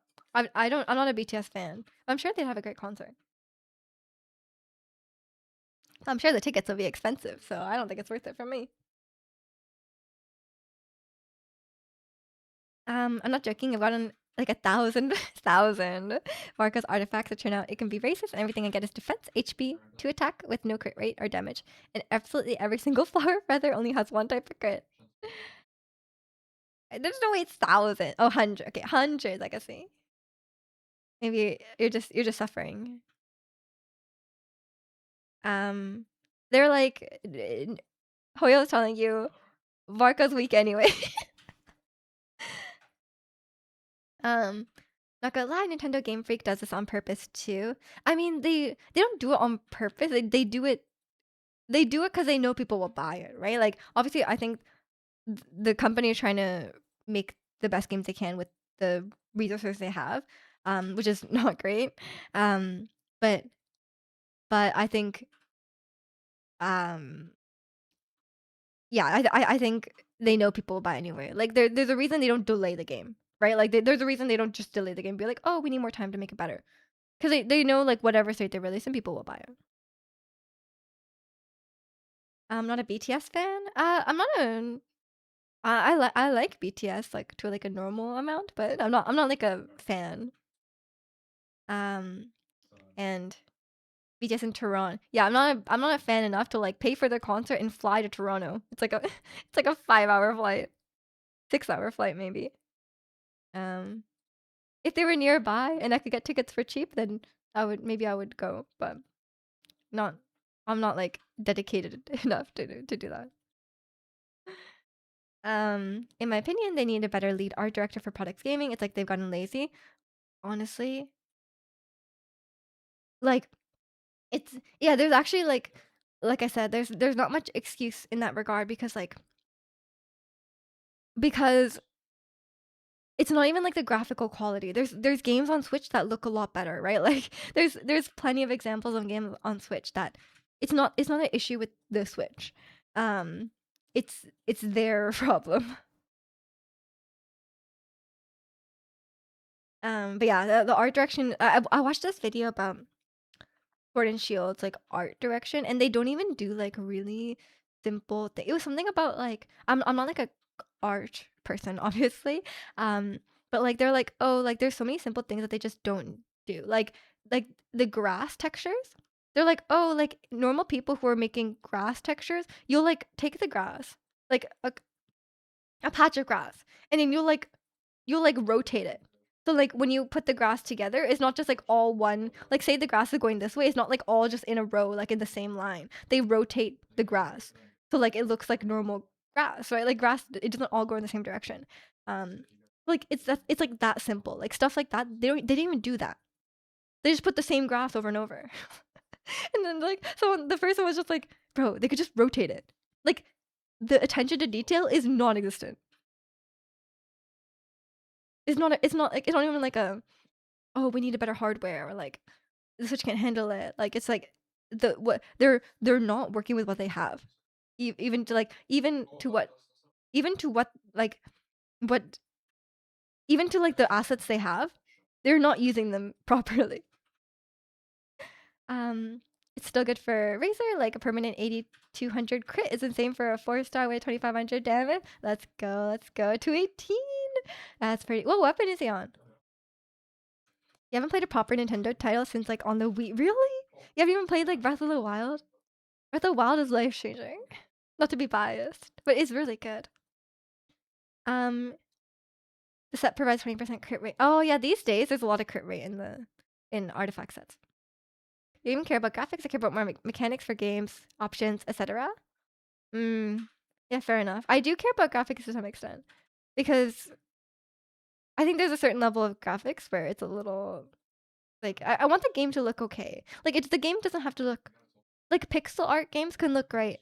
It's all about like it's all about like it's all about purpose, having like a purposeful art direction and a like consistent looking graphics. You know what I mean? And obviously like for the game to run, which seems like a low bar, but we've all seen Pokemon Scarlet Violet. Are you ready to move? Things look packed up. I'm not ready, but I'm starting. Obviously, I'm packing stuff here and there, but I still have a couple of weeks before I move, so I can't pack everything. And welcome in Pokemon Event Horizon. I love Event Horizon. Pokemon's IP doesn't ask for evolution. They should try action Pokemon games. I mean, they are. Are you talking about Legends that day? I was talking about Scarlet Violet, Sword and Shield specifically, but this kind of applies to all Pokemon games. People bash Ubisoft, but Ubisoft at least tries new things, but their execution is horrible. I mean, that's because they were like rushing games out like every year, right? Um, you just want 60 FPS, bare minimum. I mean, I don't really mind about that personally, but I want to I think you're asking for too much. That's a too much of a high bar for Pokemon. I think you should ask for a steady 24 FPS. I don't think they'll reach 60. I think you maybe 30 would be like the best case scenario. You know what I mean? I just think Nintendo already peaked for me, save for the rare title or two. I mean, yeah, I didn't play a lot of games growing up, so my first introduction to Nintendo was like the Switch. Like I had a Wii, but like I didn't really have that many games. Um, so like my first introduction was the Switch, and especially with Pokemon. Oh my god, my first introduction to Pokemon was Sword and Shield, and I had a really good time with it. But then I don't even know if I can call myself a Pokemon fan because like every game I played after that was awful. Okay, not awful, but like I was like, this is me, a new Pokemon fan. Um, me as a new Pokemon fan, I play Sword and Shield. I have a great time. I'm like, wow, you catch Pokemon, you battle them. It's fun. Like it's a whole thing, right? Um, and then Brilliant Diamond comes out, and I'm like, it's not a great game. It's not a great game, and I don't like. I'm like, I'm not having a good time with it. And then and then Scarlet Violet comes. Oh no, sorry. What's after that? Legends Arceus. Legends Arceus comes out, and I think Legends Arceus is where the cracks start to show in the um where the cracks start to show in the quality of the game. But it's still okay. It's playable. But then Scarlet Violet comes out, and at this point, I'm like 2 years into my Pokemon fan, like maybe a year and a half into my Pokemon. I'm not nowhere near invested enough to excuse Scarlet and Violet. So like at this point, me as a Pokemon fan, I was like, maybe I'm not a Pokemon fan. Wolf's Gravestone. Oh, nice. It's not default stats, but I still need to get this E. Gets crit damage and rate, so it's practically it. Yeah, that makes sense. The fact that Sword and Shield was your bar. I mean, Sword and Shield was genuinely an enjoyable game. Like, it looked like garbage, yes. And I was really surprised. I remember specifically the first time I saw Sword and Shield, Istat was playing it. And then I was like, I had this image of Pokemon games in my head. I was like, oh, Pokemon's this huge franchise. Like, they have so many games. And I was like, I saw the game and I was like, is this really what the game looks like? I was like in disbelief. I was like, is that really what the game looks like? Like, I was like, is this Pokemon games? Like, is that what that looks like? It looks really bad. Um, yeah, and then but then I played it and I had a good time. Like the game formula of Pokemon is enjoyable. I think if you start with even if you start with any game, the process of like catching Pokemon, building a team, going to the gyms, it's still an enjoyable gameplay loop. So I had a great time with Sword and Shield, even though I do admit it had its faults. The story is nonsensical. It's not even like a minimal story. It's like the story makes no sense. Um, and it seems like they like cut some stuff out or like forgot to include something or it was written by like three different people and they like didn't talk to each other. Um, and then two, yeah, the way the game looks. But the game ran okay. The game ran completely fine. And the DLC was actually very substantial. So that was like I guess that was pre them getting extremely greedy. Can I post a link to Twitter post giving an example of what Pokemon merch should be? Oh, absolutely, yeah. I think after you join the Discord for about I think it's like 10 minutes or something like that, you can't post any like photos or anything like that. Just because we had we had a bit of an incident. But yeah, if you join the Discord and you wait a little bit, then you should be able to post. But if it's a link, it's fine. I don't think it will embed though. But just wait like 10 minutes. It's time to go retro. I don't. I don't think I can play retro games because like I only started really getting into gaming in 2015, something like that. 2016, 2015. I think it's 2016. So older games and like the lack of quality of life is like really hard for me to play.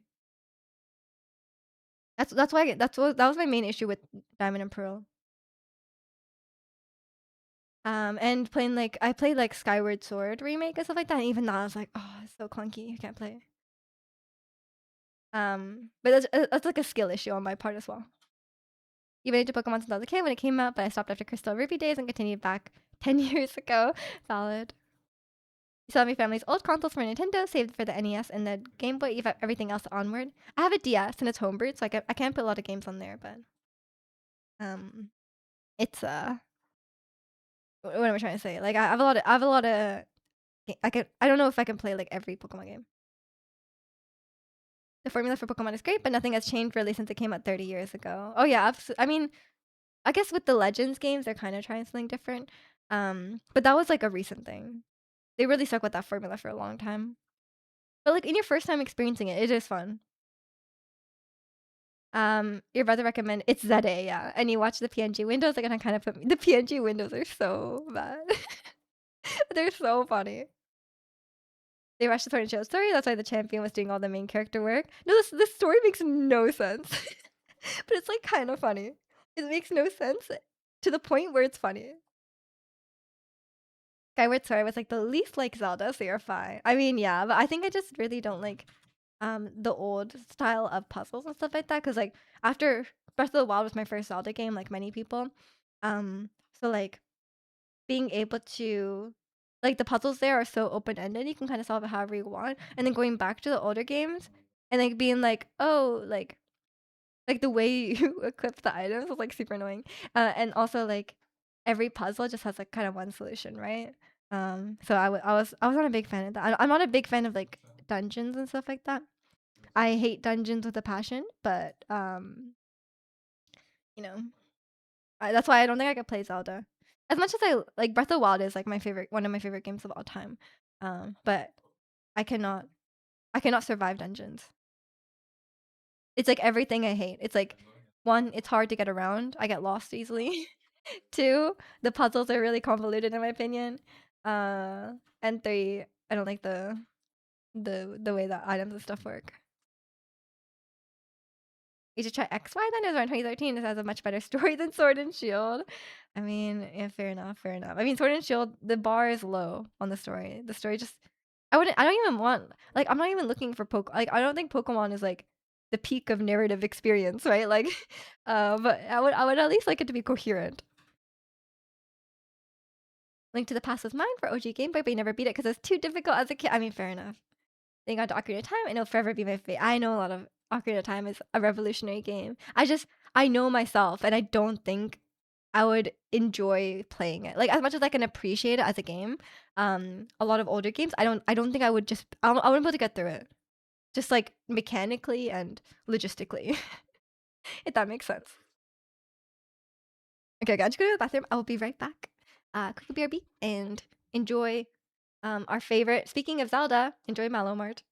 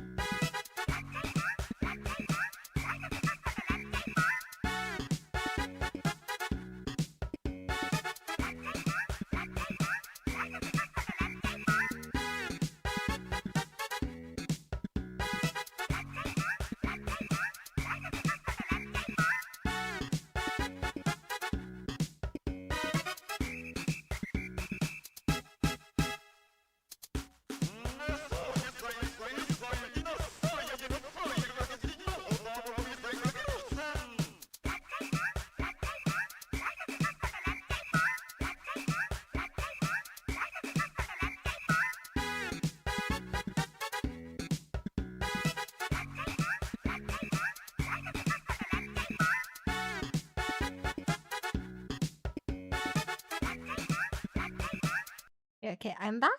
I was just texting my mom back. I couldn't read. It takes a lot of concentration for me to read Japanese text. And also, welcome in, Angel. Um, what's this? Anyuru?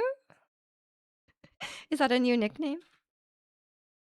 Um, older games controls make it difficult. Yeah, exactly, exactly. Like I think is that is that Angel's Japanese thing? It wouldn't that be like Angel? Um, but yeah, I think for me, yeah, definitely mechanically, older games are really, especially like I'm not like that new to gaming at this point, but I'm not like incredible at games like mechanically. So if a game is a little bit clunky, I have a lot of trouble with like navigating certain environments and stuff like that in games. So if the gameplay is a little bit clunky, it's really hard for me. Um, I think what I think what you like about Breath of the Wild then is not the Zelda itself, but the essence of quality of life, exploration, and gear building. It's actually like 99% the exploration. Yeah. I think I'm kind of like a fake kind of like a fake Zelda fan in that I don't actually like the um I don't really like the actual Zelda parts like the dungeons and the um I don't even know what else. I mean, Breath of the Wild doesn't have a lot of that. But yeah, it's like I don't actually like the actual Zelda parts, like the the story. I can take it or leave it. And the puzzles. But yeah, I do really like the exploration. I will be the first to admit that. Like the Tomb Raider remasters. What about them? Are they hard to play? Are they clunky? I've never played Tomb Raider. I love Uncharted though. You post a link in me. Okay, okay, I'll take a look later. Mr. Plant finally kicked the bucket. No, I actually put Mr. Plant outside, and I think he seems pretty happy about it because he gets a lot of sunlight. I put him on the balcony because I was like using this area because I put my piano up here and I was like using this area. So I was like, oh, let me just put the plant outside, and I think it's thriving out there. How's that thing still alive? It never dies. It's immortal. That's why.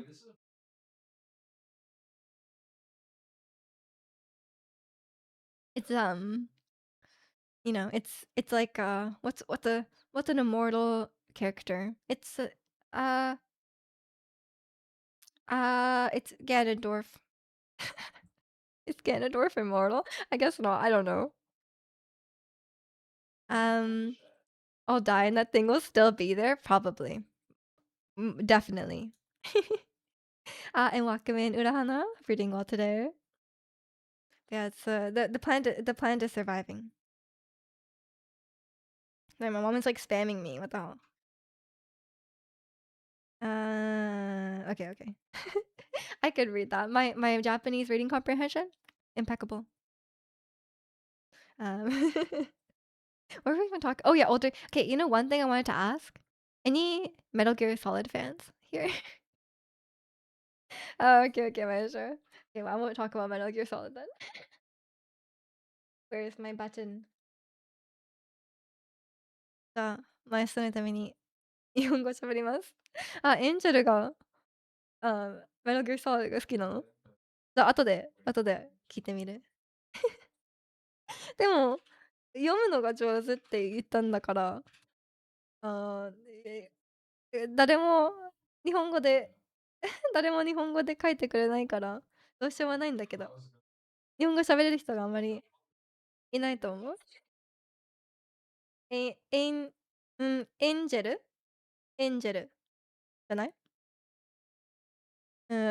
言ってるかわからない。何回も名前言ったら、きっと緊張するんじゃない？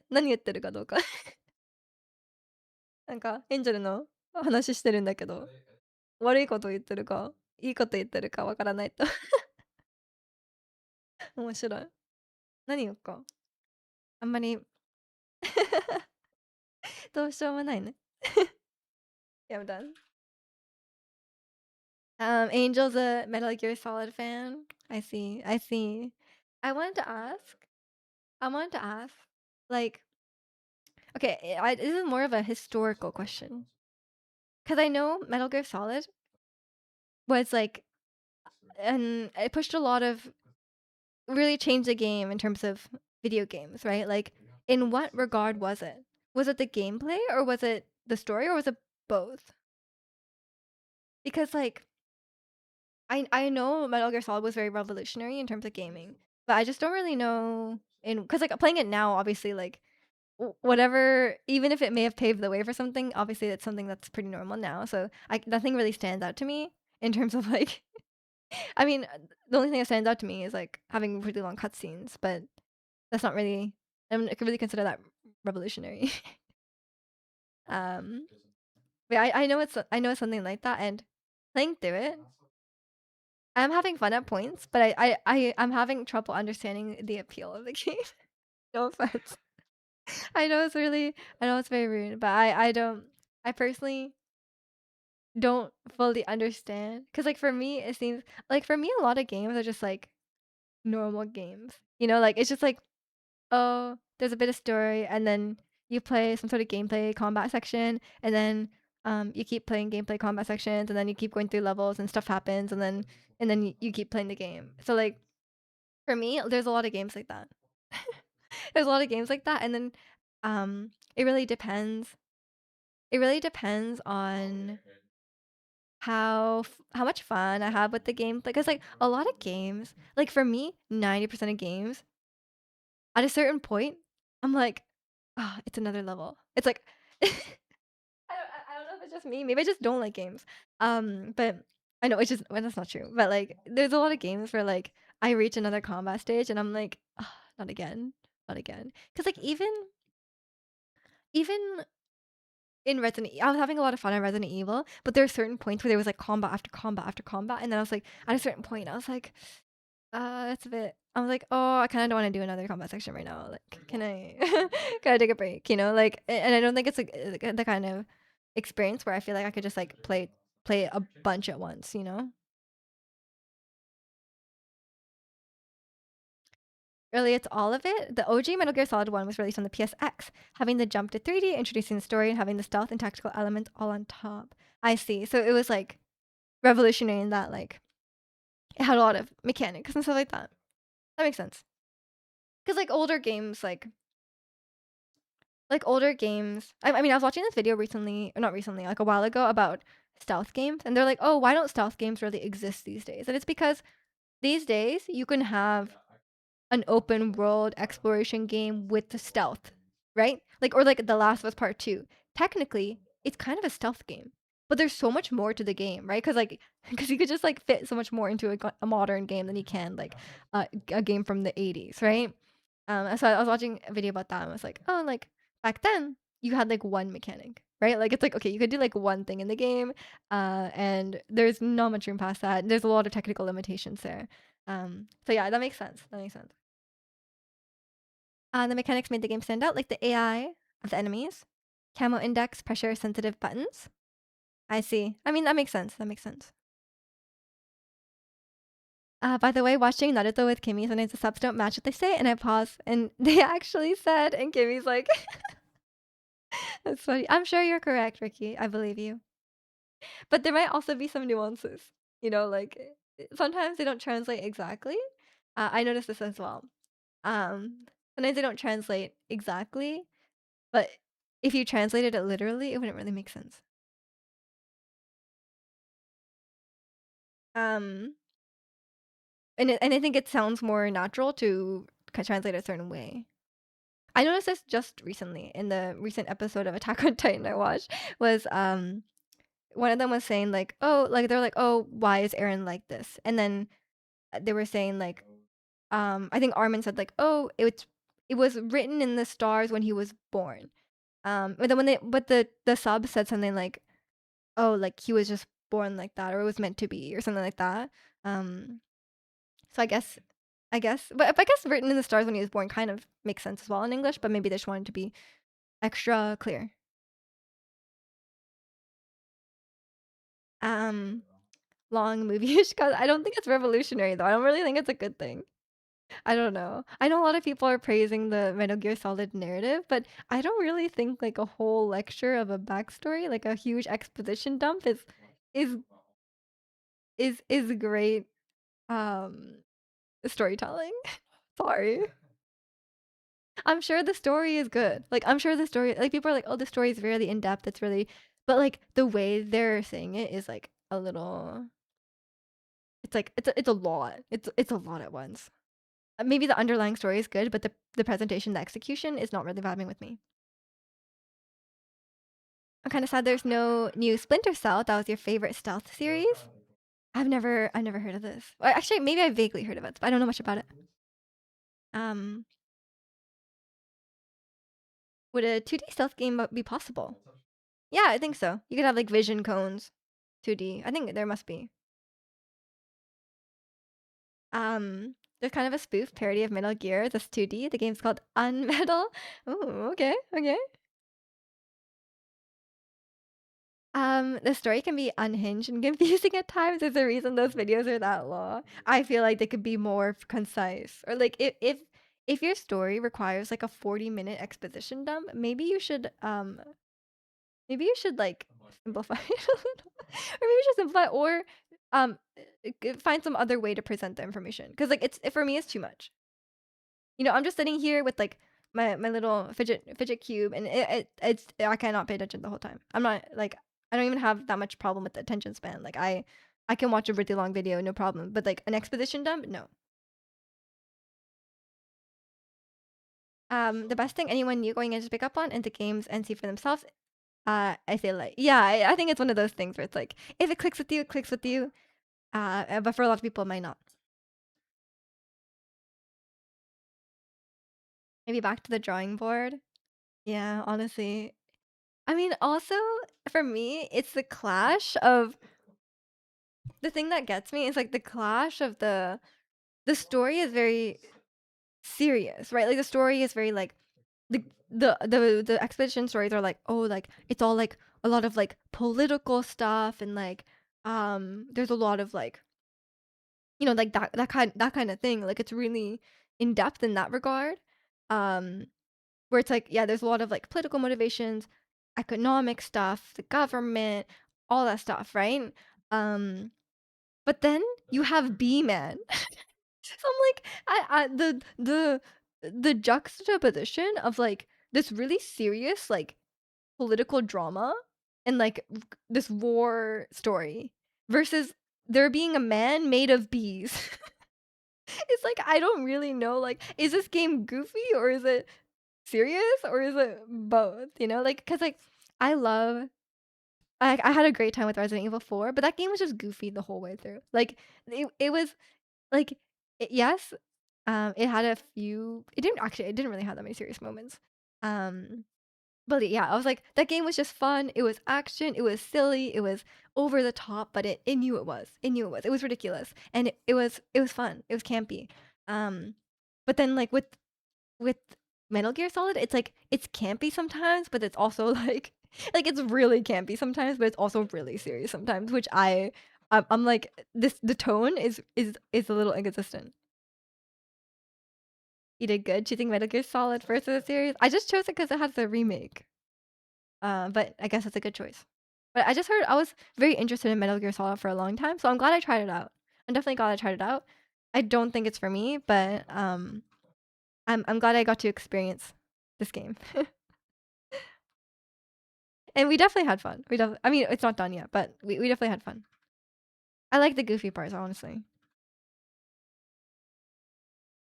Um, I think I played Assassin's Creed 2D game a while ago, and I think there was stealth in it. Would you be interested in playing an Assassin's Creed game? I don't know. Do you think I'd like it? Cause like I don't know. Because like I said, there's a lot of games where I feel like I just get a bit annoyed by the gameplay. I think I need either the gameplay has to be really, really fun for me, or the story needs to be there. Like the characters need to be like relatable, and the characters need to be like I need to feel for the characters. And I think Metal Gear Solid is missing that emotional side, which is not bad. Like I think a lot of people love like a really complex plot and like a lot of world building. And like I don't really care about that personally. Um like I can appreciate when it's done well. Like I'm like, "Oh, you built a really well done world." like I can appreciate that, but for me, it's all about the characters, and I don't think the characters in Metal Gear Solid are really um I don't know. I don't find any of them that compelling or like very well like I don't really like understand them, which I don't think is what they're going for. It's not like a character drama by any means. It's definitely more focused on the logistics of the plot. The goofiness seems kind of out of place, unless you played Metal Gear Solid in order in general. The goofiness and supernatural is out there, and you see main characters and be like, WTF, and they're supposed to take it. I see. Metal Gear Solid 2 handles that specific interaction very well. I see, I see. Yeah, that was just my, like, as an outsider coming into this game with, like, no expectations, that's something that really surprised me. Um, like, I was surprised how goofy it was, because, like, it started very serious. But yeah, I thought it was a little. I don't know. That's my main. I mean, my honestly, my main criticism to the game is like, yeah, the exposition is a little too much, and then they like repeat it, which I think was really. I hate that. Like you guys know, like we were talking about with the Last of Us show. We're talking about Stranger Things. Like that's like my pet peeve in shows where they like I'm gonna say exactly what I'm feeling and exactly what I'm doing. You know, it's like I'm not stupid. Like I can figure if you show me, I can figure out your motivation. Like I'm not an idiot. But a lot of times they'll be like when the character is like you know the type of dialogue where like okay, say I'm talking to Snake. I'm talking to Snake and Snake goes like and he's like sad. Uh and like you could just show that or I could be like, "Oh, Snake, you seem sad because of the expression on your face. Is it because of your father?" You know, like like that dialogue really bothers me. Because I'm not an idiot. Like I can tell what's going on. Like say Snake just got into a fight with his father, and then I say that. Like there's no need for me to say that. Um, I mean there's stealth and there's kind of open world, but honestly I have no idea how deep the story is or how enjoyable gameplay wise. I've only ever played the old ones. I don't know what improvements they've had. I know they've been kind of hit or miss over the years. I know Ernie likes um I know Ernie likes Metal Gear, Metal Gear. I don't know Metal Gear Assassin's Creed, but I think there's good ones and there's bad ones because they have a lot of them. I'm gonna post a video on Metal Gear Solid by Donkey. Okay, okay. I'll be curious to watch that. Once I finish the game, I'm gonna watch some videos about Metal Gear Solid for sure. Because I'm very curious. Because I know the game has a lot of legacy and a lot of stuff behind it. So I I kind of wanna like learn more about it and really like understand where people because I think also I haven't engaged as heavily with the gameplay mechanics, mostly because I don't think the game teaches you very well. There's a lot of things you can do in the game that the game doesn't really tell you how to do, um, which I think the tutorial is a little bit lacking personally. Um, because like they talk a lot to start the game, and I'm like, you could have used some of that to explain it, or maybe they did tell me and it was like buried in all the dialogue. But yeah, it was. I think there's a lot of parts of the game mechanically that I'm not really engaging with, which is fair. I felt Stranger Things dialogue was pretty funny in the few episodes I watched of the fifth season. It got me hooked either way, though. There's so many memes about it now. There's so many memes about it now about like the way they explain the way they explain their plans. They're like, wait, what if guys, Steve is this cute every time, and then they start like finishing each other's sentence, and then they're like, and then they like, yeah, and then it's really funny. I think it's a little lazy. Like having anything, it's always there. Always needs to be a prop. I'm like, there doesn't need to be a prop. Like, just explain the plan. Like, there doesn't need to be a prop, but there's always a prop. Um, but yeah, people are definitely clowning on it a little bit, and I think it's deserved. It's a bit it's a bit much, and it's really lazy. And everything that dude says, despite how wacky it sounds, is 100% true. Okay, okay. I will find out. Um, yeah, it's definitely it was definitely I'm glad I experienced Metal Gear Solid. I don't think I'll be playing another one though. Um, I don't hate it. I don't hate it, but I don't think I will enjoy playing more. Um, but yeah, I'm not sure. I'm starting to think like sometimes I start to think that I like don't actually like games. But I think it's like a very certain type of game. Um, because like there's a lot of games out there where it's like especially AAA titles. There's a lot of AAA titles where the structure is very like take The Last of Us. The structure of The Last of Us gameplay wise, a lot of games do that, right? Like there's like a story and then there's like there's like a you go through the story and there's like combat levels and stuff like that. And I don't like it a lot of the time. That kind of gameplay loop, that kind of that kind of structure, because a lot of times I don't find the combat sections fun enough to really enjoy it. Because like there's a lot of games where even games where I really like the combat, sometimes I'm like, oh, like another level. Like I show up to a room and there's a bunch of enemies in it. I'm like, not again, and then I just don't like it. That's why a lot of times I play through games. Most games I play through on like the easiest difficulty because I just want to get through the combat. Like I don't really want to be like repeating the combat rooms over and over. I just want to be able to get through it. And then with like Metal Gear Solid, I completely understand that I'm not fully engaging with the game mechanics because there's some sections where there's some times where I'm a little bit sick of fighting all the enemies, and then like I can just run through. Like if you're on easy mode, you could just run through, and they can't really kill you. Um, like you don't really take enough damage, and they don't really hurt you enough. Their aim is terrible too, so you can just kind of run. Like when I'm kind of sick of it, I just run through the level, which is not the intended mechanic. Talking about stinky dreams that Kimmy was playing with one and had to take her to the hospital because she got bitten, and then an old friend called me to tell me that Baressa was waiting for you to play Dota. Oh my god. Did you leave Kimmy at the hospital to play with Baressa? Or were you like, Baressa, I'm busy. I'm busy. Kimmy's in the hospital. I can't queue up. It's so random. Dreams are so, and then when you're in the dream, it seems so normal. You're like, you just accept it.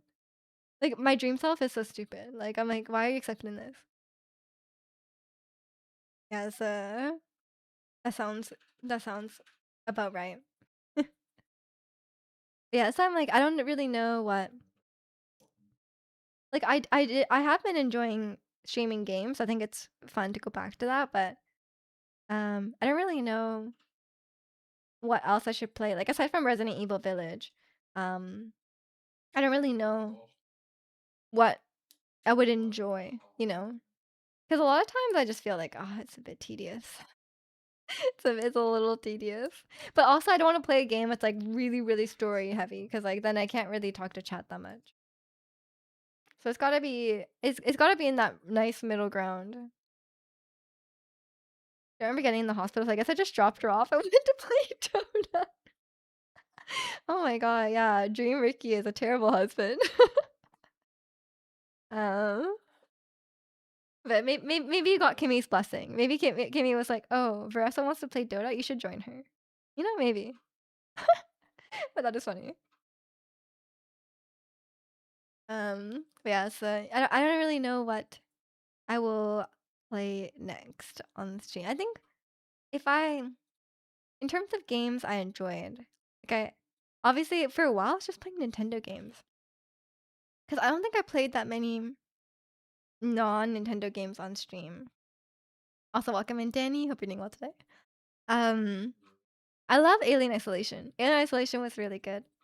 Um, what else have I played? I don't even know.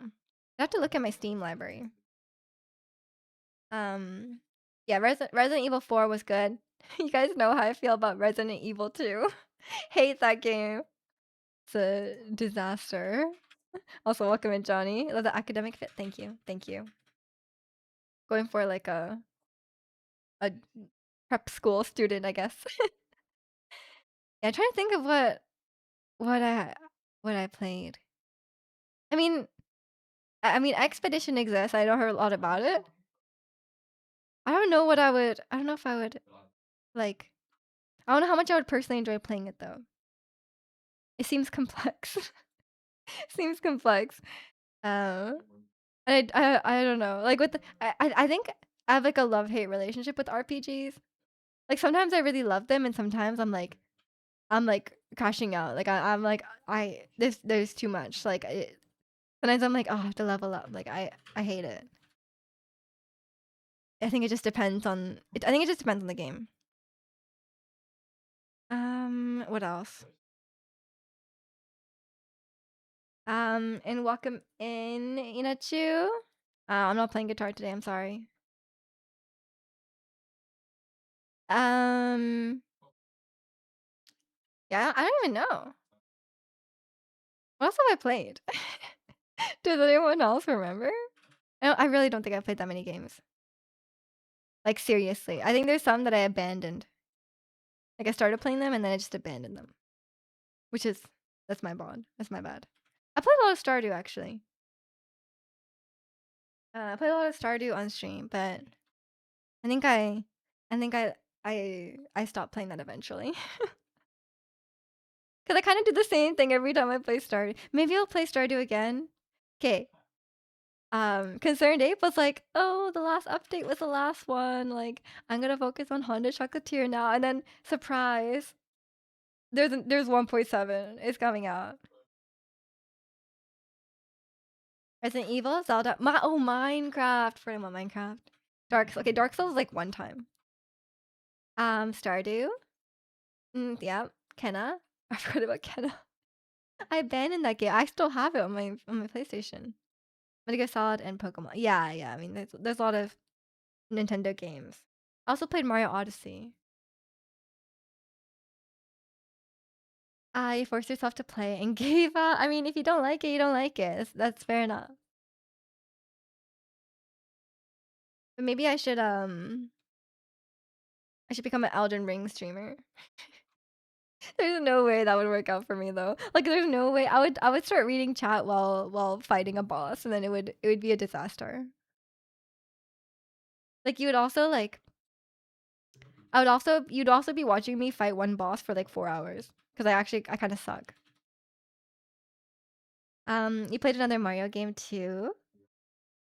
Oh yeah, Mario 3D World. 300 million? It wasn't a million death. It was like 200. It was like 200. Yeah, that's where we learned that I do indeed suck at platformers. I cannot stand the platform. If there's an edge, I will fall into it. So yeah, no Celeste streams from me. No Celeste streams or Hollow Knight streams from me for sure. I don't think I'd be able to stream a game that's like really difficult. Cause like I would definitely like I'm such a I cannot keep my eyes off chat for more than like 2 seconds. So I think I would try and read chat when it's difficult and then I wouldn't be able to complete the game. That's such a good game. It is a great game, but I suck too bad. Like there's no way. I know there's like assist mode, but like at a certain point it's like come on. Um there's Cuphead too. Cuphead is a great game. But would I be able to play that while reading chat? No, absolutely not. I need to finish Cuphead one day because I played through 2/3 of it and then I lost my save progress. Because I was playing it on my brother's Steam account. So maybe the progress is still there on my brother's Steam account, but um I I just never went back to it because I was losing my mind over Captain Briny Beard. Like I was actually losing my mind over Captain. I could not beat him. I don't know why. He's not even like considered one of the hardest boss. I had no trouble. I had barely any issues with the dragon. Like Grim Matchsticks. I had no trouble with that. And then suddenly I get to the stupid pirate and I can't beat him. You're stuck with yeah, the dragon people have so much trouble with. I was actually fine. And I was like, damn, I'm kind of good. And then I got stuck on some like random boss. It's actually really crazy. It's so crazy, people's opinions on, Cuphead bosses. Because I was, like, looking this up and, like, what do people consider the hardest boss? And, like, some people will be like, "Oh, this was my easiest boss, and it's my hardest boss." And then someone else will be like, opposite. Like, literally the opposite. So, like, it's really interesting. It's really interesting how people definitely struggle with different things. Or you just get lucky one time. And I hope you're doing well today, Big. Yeah, and it probably depends what weapon you're using. For the dragon, you kinda need the lobber. You probably need the lobber because like, it aims, like, down like this. Because like, otherwise, it's really hard. I'm gonna try the game solo to 100% it, but Kimmy will get mad at me. It's okay. I mean, you can always play it on your own. You gotta finish it. I mean, you can play up to where you guys were. Gonna finish it with her first? Are you guys good? Or is it a struggle? Um, how many deaths do you have? Is the real question. 'Cause I think by the time I got to the death pool, where, like, it shows you how many deaths you have, it was, like I was at, like, 200 deaths. It was crazy. But then, the wildest I mean, this makes sense, but, like, it was crazy for me. You guys know I lost my save progress, right? And then I I started it again, and I was beating the bosses so easily. I was like, "What the hell?" Like, when I first played the game, I was like, "This boss would take me, like, an hour." And then, like, I was, like, finishing it in, like, a few tries. I was like, "Damn."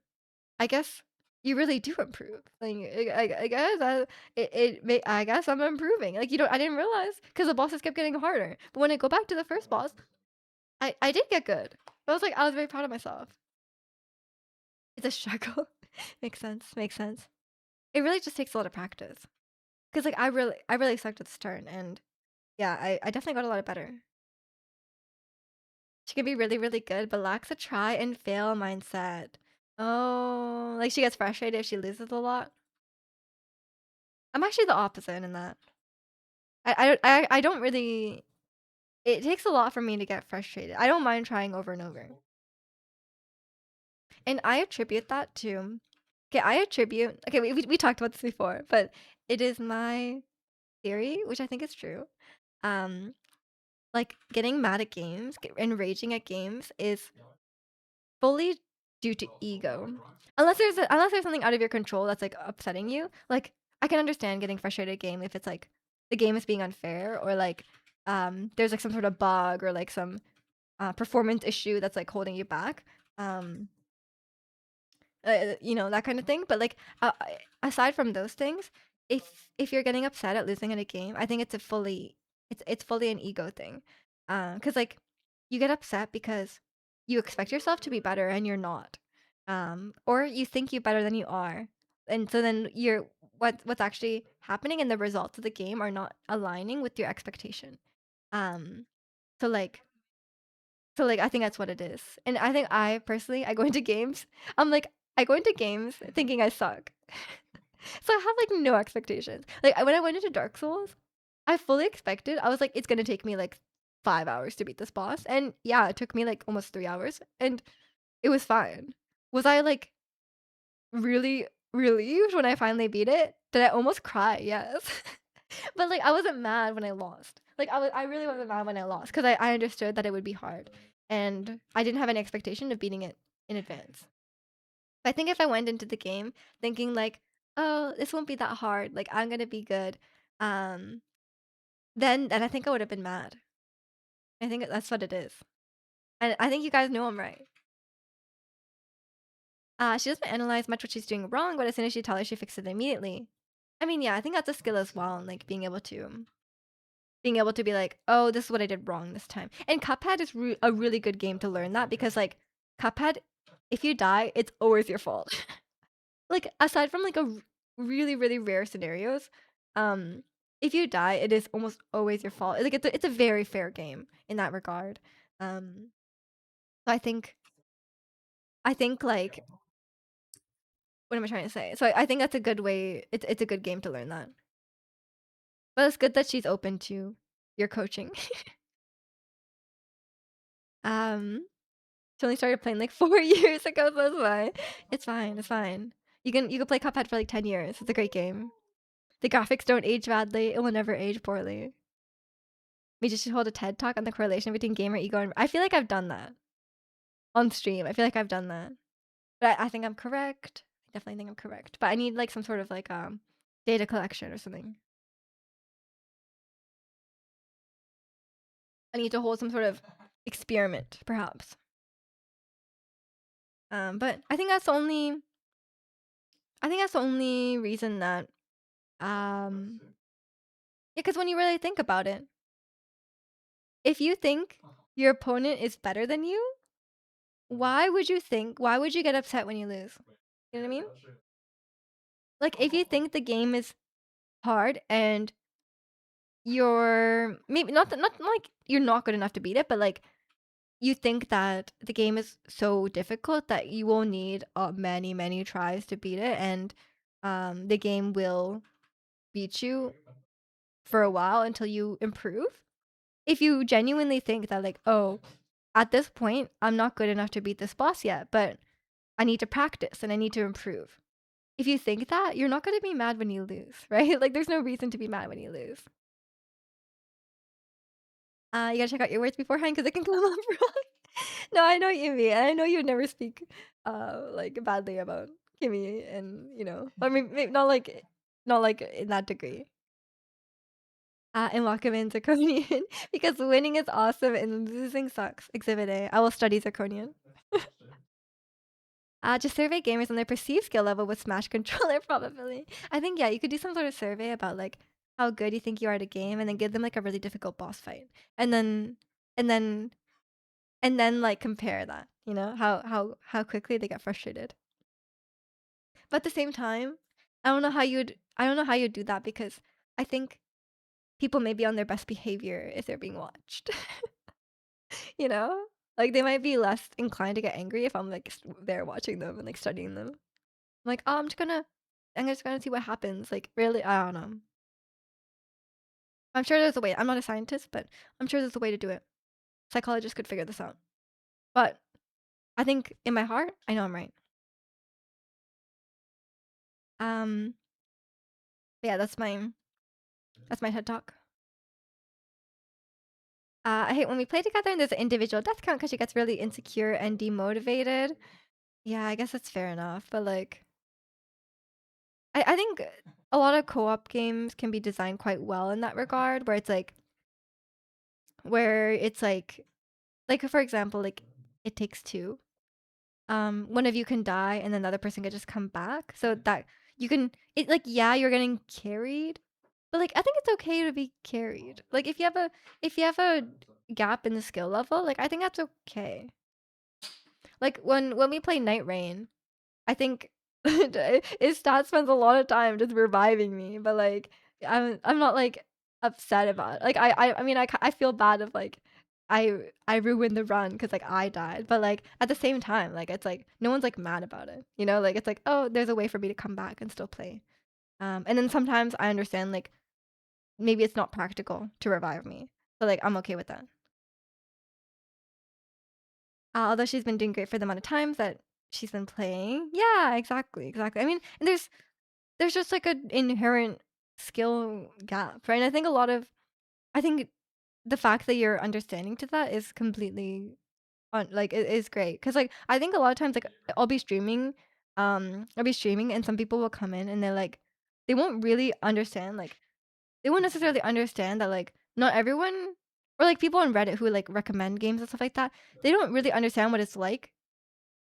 They don't understand what it's like to not have grown up gaming and be like comfortable with that, right? Like, and I think that's why like I know like Rasputin, his series where he makes his wife play games and she wasn't really a gamer when they started. It's very enlightening because like if you just grew up playing games and you've used a controller your whole life, you might not realize like it's kind of hard to use a controller. Like if you've never used one before, like using both sticks at the same time and like knowing where the buttons are stuff that's something that will really hold you back. Like if you've never used a controller before and then you started playing Dark Souls, it would be really hard. Like I think there's just like a there's something that like there's an extra barrier, right? Like there's a like Well, like, if you're comfortable with the control and you play Dark Souls, the hard part is dodging, right? The hard part is dodging, and that's one thing. But then if you're already just struggling with the controls, like, that's a whole other level. And welcome invasion. You must sleep. I wanted to say hi. Okay, okay. Hope you sleep well. Um, it's just it's just funny when she keeps dying. Fair enough. I mean, in Cuphead, you can revive with the parry as well, which is good. Or you can just finish the boss on your own. But maybe she wouldn't like that. Because, like, I know in Cuphead, if one person dies, I think the health bar goes down. I think the health bar goes, like, it scales down to one person again. Actually, does it? Maybe I'm wrong. I thought it does. This is trick to rapidly shoot arrows in Genshin. I don't know if you know about it. What? I don't think I know it. What is it? Like rapidly shoot arrows? Or like charge shot arrows, like elemental arrows. But yeah, I think co-op games are definitely really interesting. Because I think it's definitely hard to make it accommodating to all skill levels. Like playing, I think It Takes Two did a pretty decent job with that. Sometimes though, I wish there was a way to skip a section. If one person is struggling and then like when they die, they don't get like friends skipped forward. Um, if there was a way to skip some of the sections, maybe that would be helpful because it could be maybe hard. But I guess in that situation, you could swap.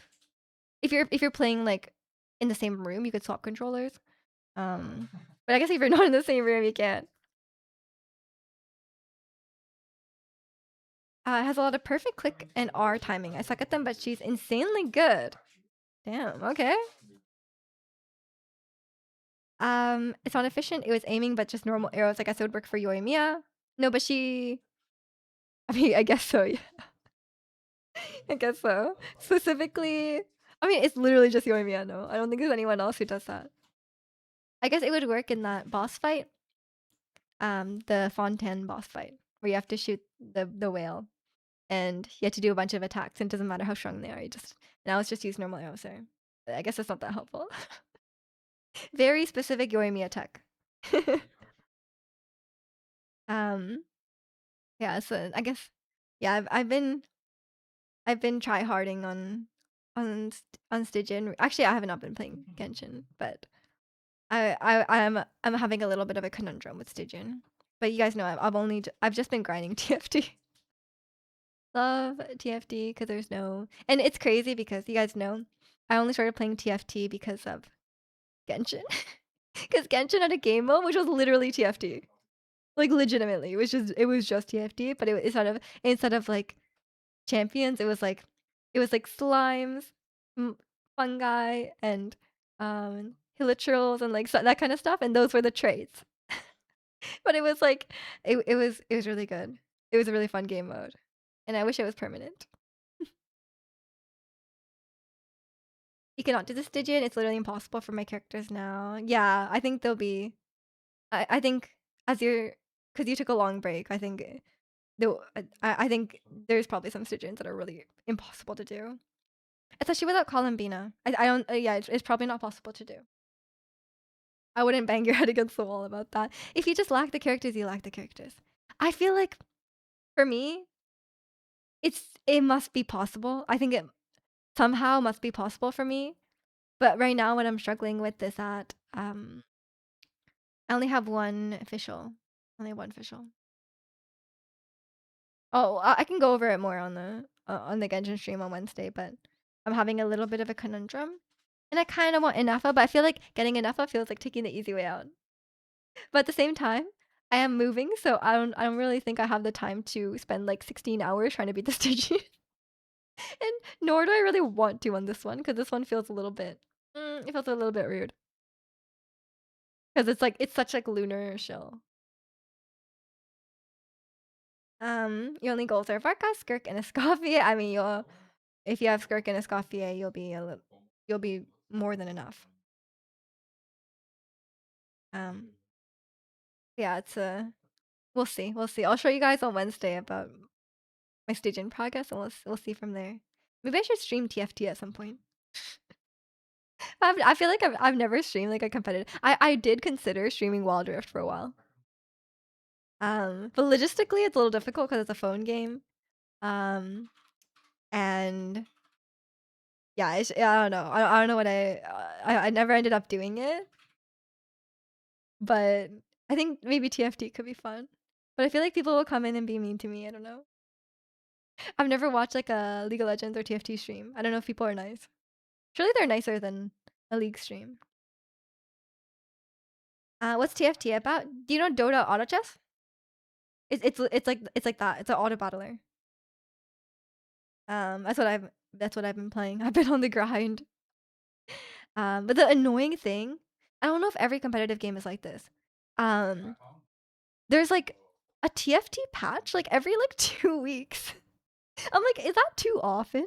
Because like I'll like learn a comp, and then 2 weeks later it will be like gutted. It will be like, oh, we have the damage, and I'm like, I literally cannot play anymore. They're like, it went from like an A tier comp to like a D tier comp. I can't play a D tier comp. Like you can't win.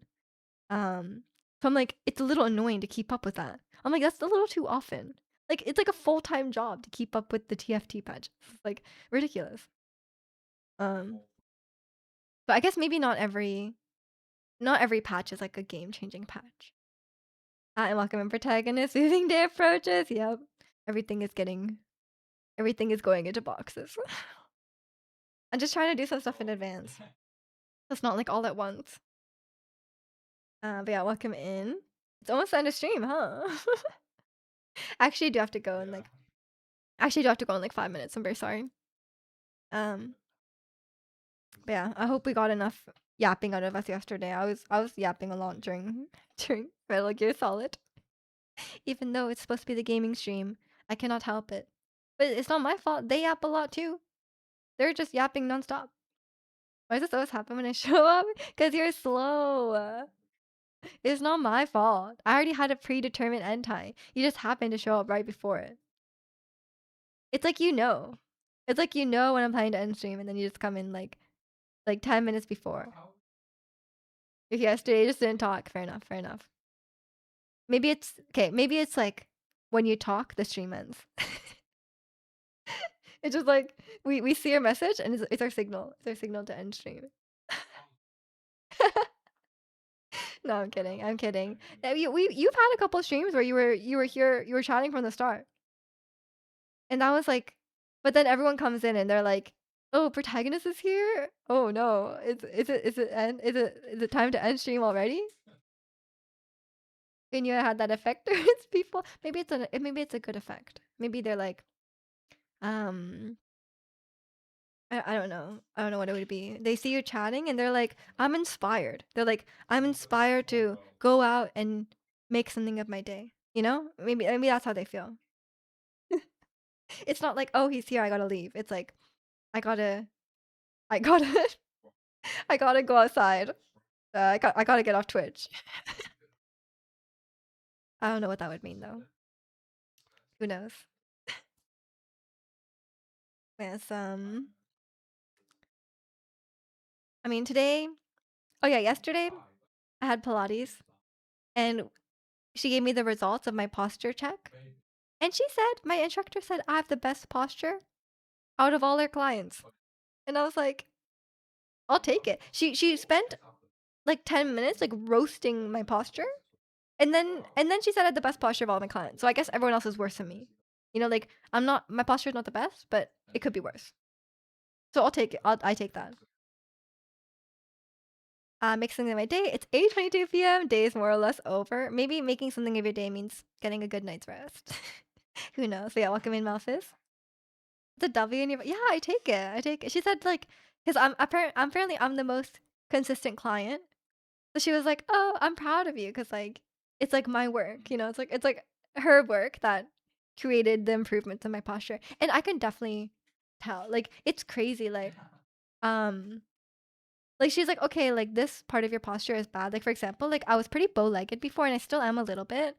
But apparently, like it's just so much better than it was before. Because if I look at pictures of myself like just standing up, back then, it is like a noticeable difference, which is kind of crazy.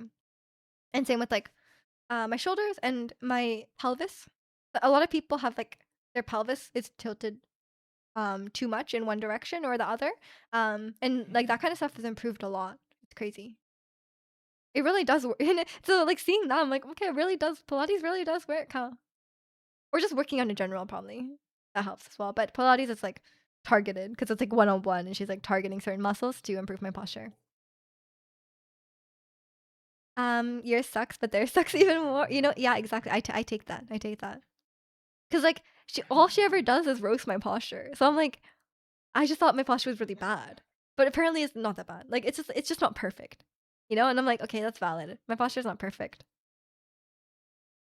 Apparently 'cause, a lot of people have rounded shoulders, right? Like, if you sit down at your desk a lot. Apparently, when you stand and you have your arms at your side, your arm should be, like you should be able to see, like, this part of your arm, like, the side of your arm. If you put your arms to the side and it's like this, then your shoulders are rounded. You gotta work on your lats. That's what I've learned. And I was like, "Oh, damn. I never even thought about that," but yeah, it is like that. I gotta be more aware of it. You're going back again. Your posture, it's tough. Posture is really tough. I think I do agree with the Pilates mindset. Like strengthening muscles is the way. Like you can't just yeah, you can't just like stand up straight and that does help, but if your muscles aren't strong, like the reason you have certain posture things is like some of your muscles are a little too weak and it's like compensating for that. I think that's why. Yeah. Did you fix your posture? Guys, sit up straight. Sit up straight. Don't round your shoulders. Make sure your shoulders are um to the side. Your shoulders should be 90 degrees. Um, how do you say going back again in this case? Like regressing, maybe?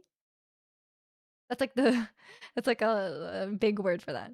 Regressing. Or yeah, or just like getting worse. Oh, wait, again? You can say that. Going back again makes sense though. I don't think it's bad. But yeah, I will leave it here for today because protect. No, okay. Yeah, I gotta go. Like I said, um, I will be streaming this Wednesday, playing some Genshin as usual. And I'll be playing. I mean, I think we'll finish. I said that this time, but I think we'll finish Metal Gear Solid this Saturday if I don't get stuck in some place, some jail cell for like an hour. The kind of backpack strings to pull your shoulders back during the day. Yeah, but I think that's like a band-aid fix. I think you really just need to strengthen the muscles. But yeah, thank you all so much for watching, and I will see you all next time. Join the Discord if you haven't already.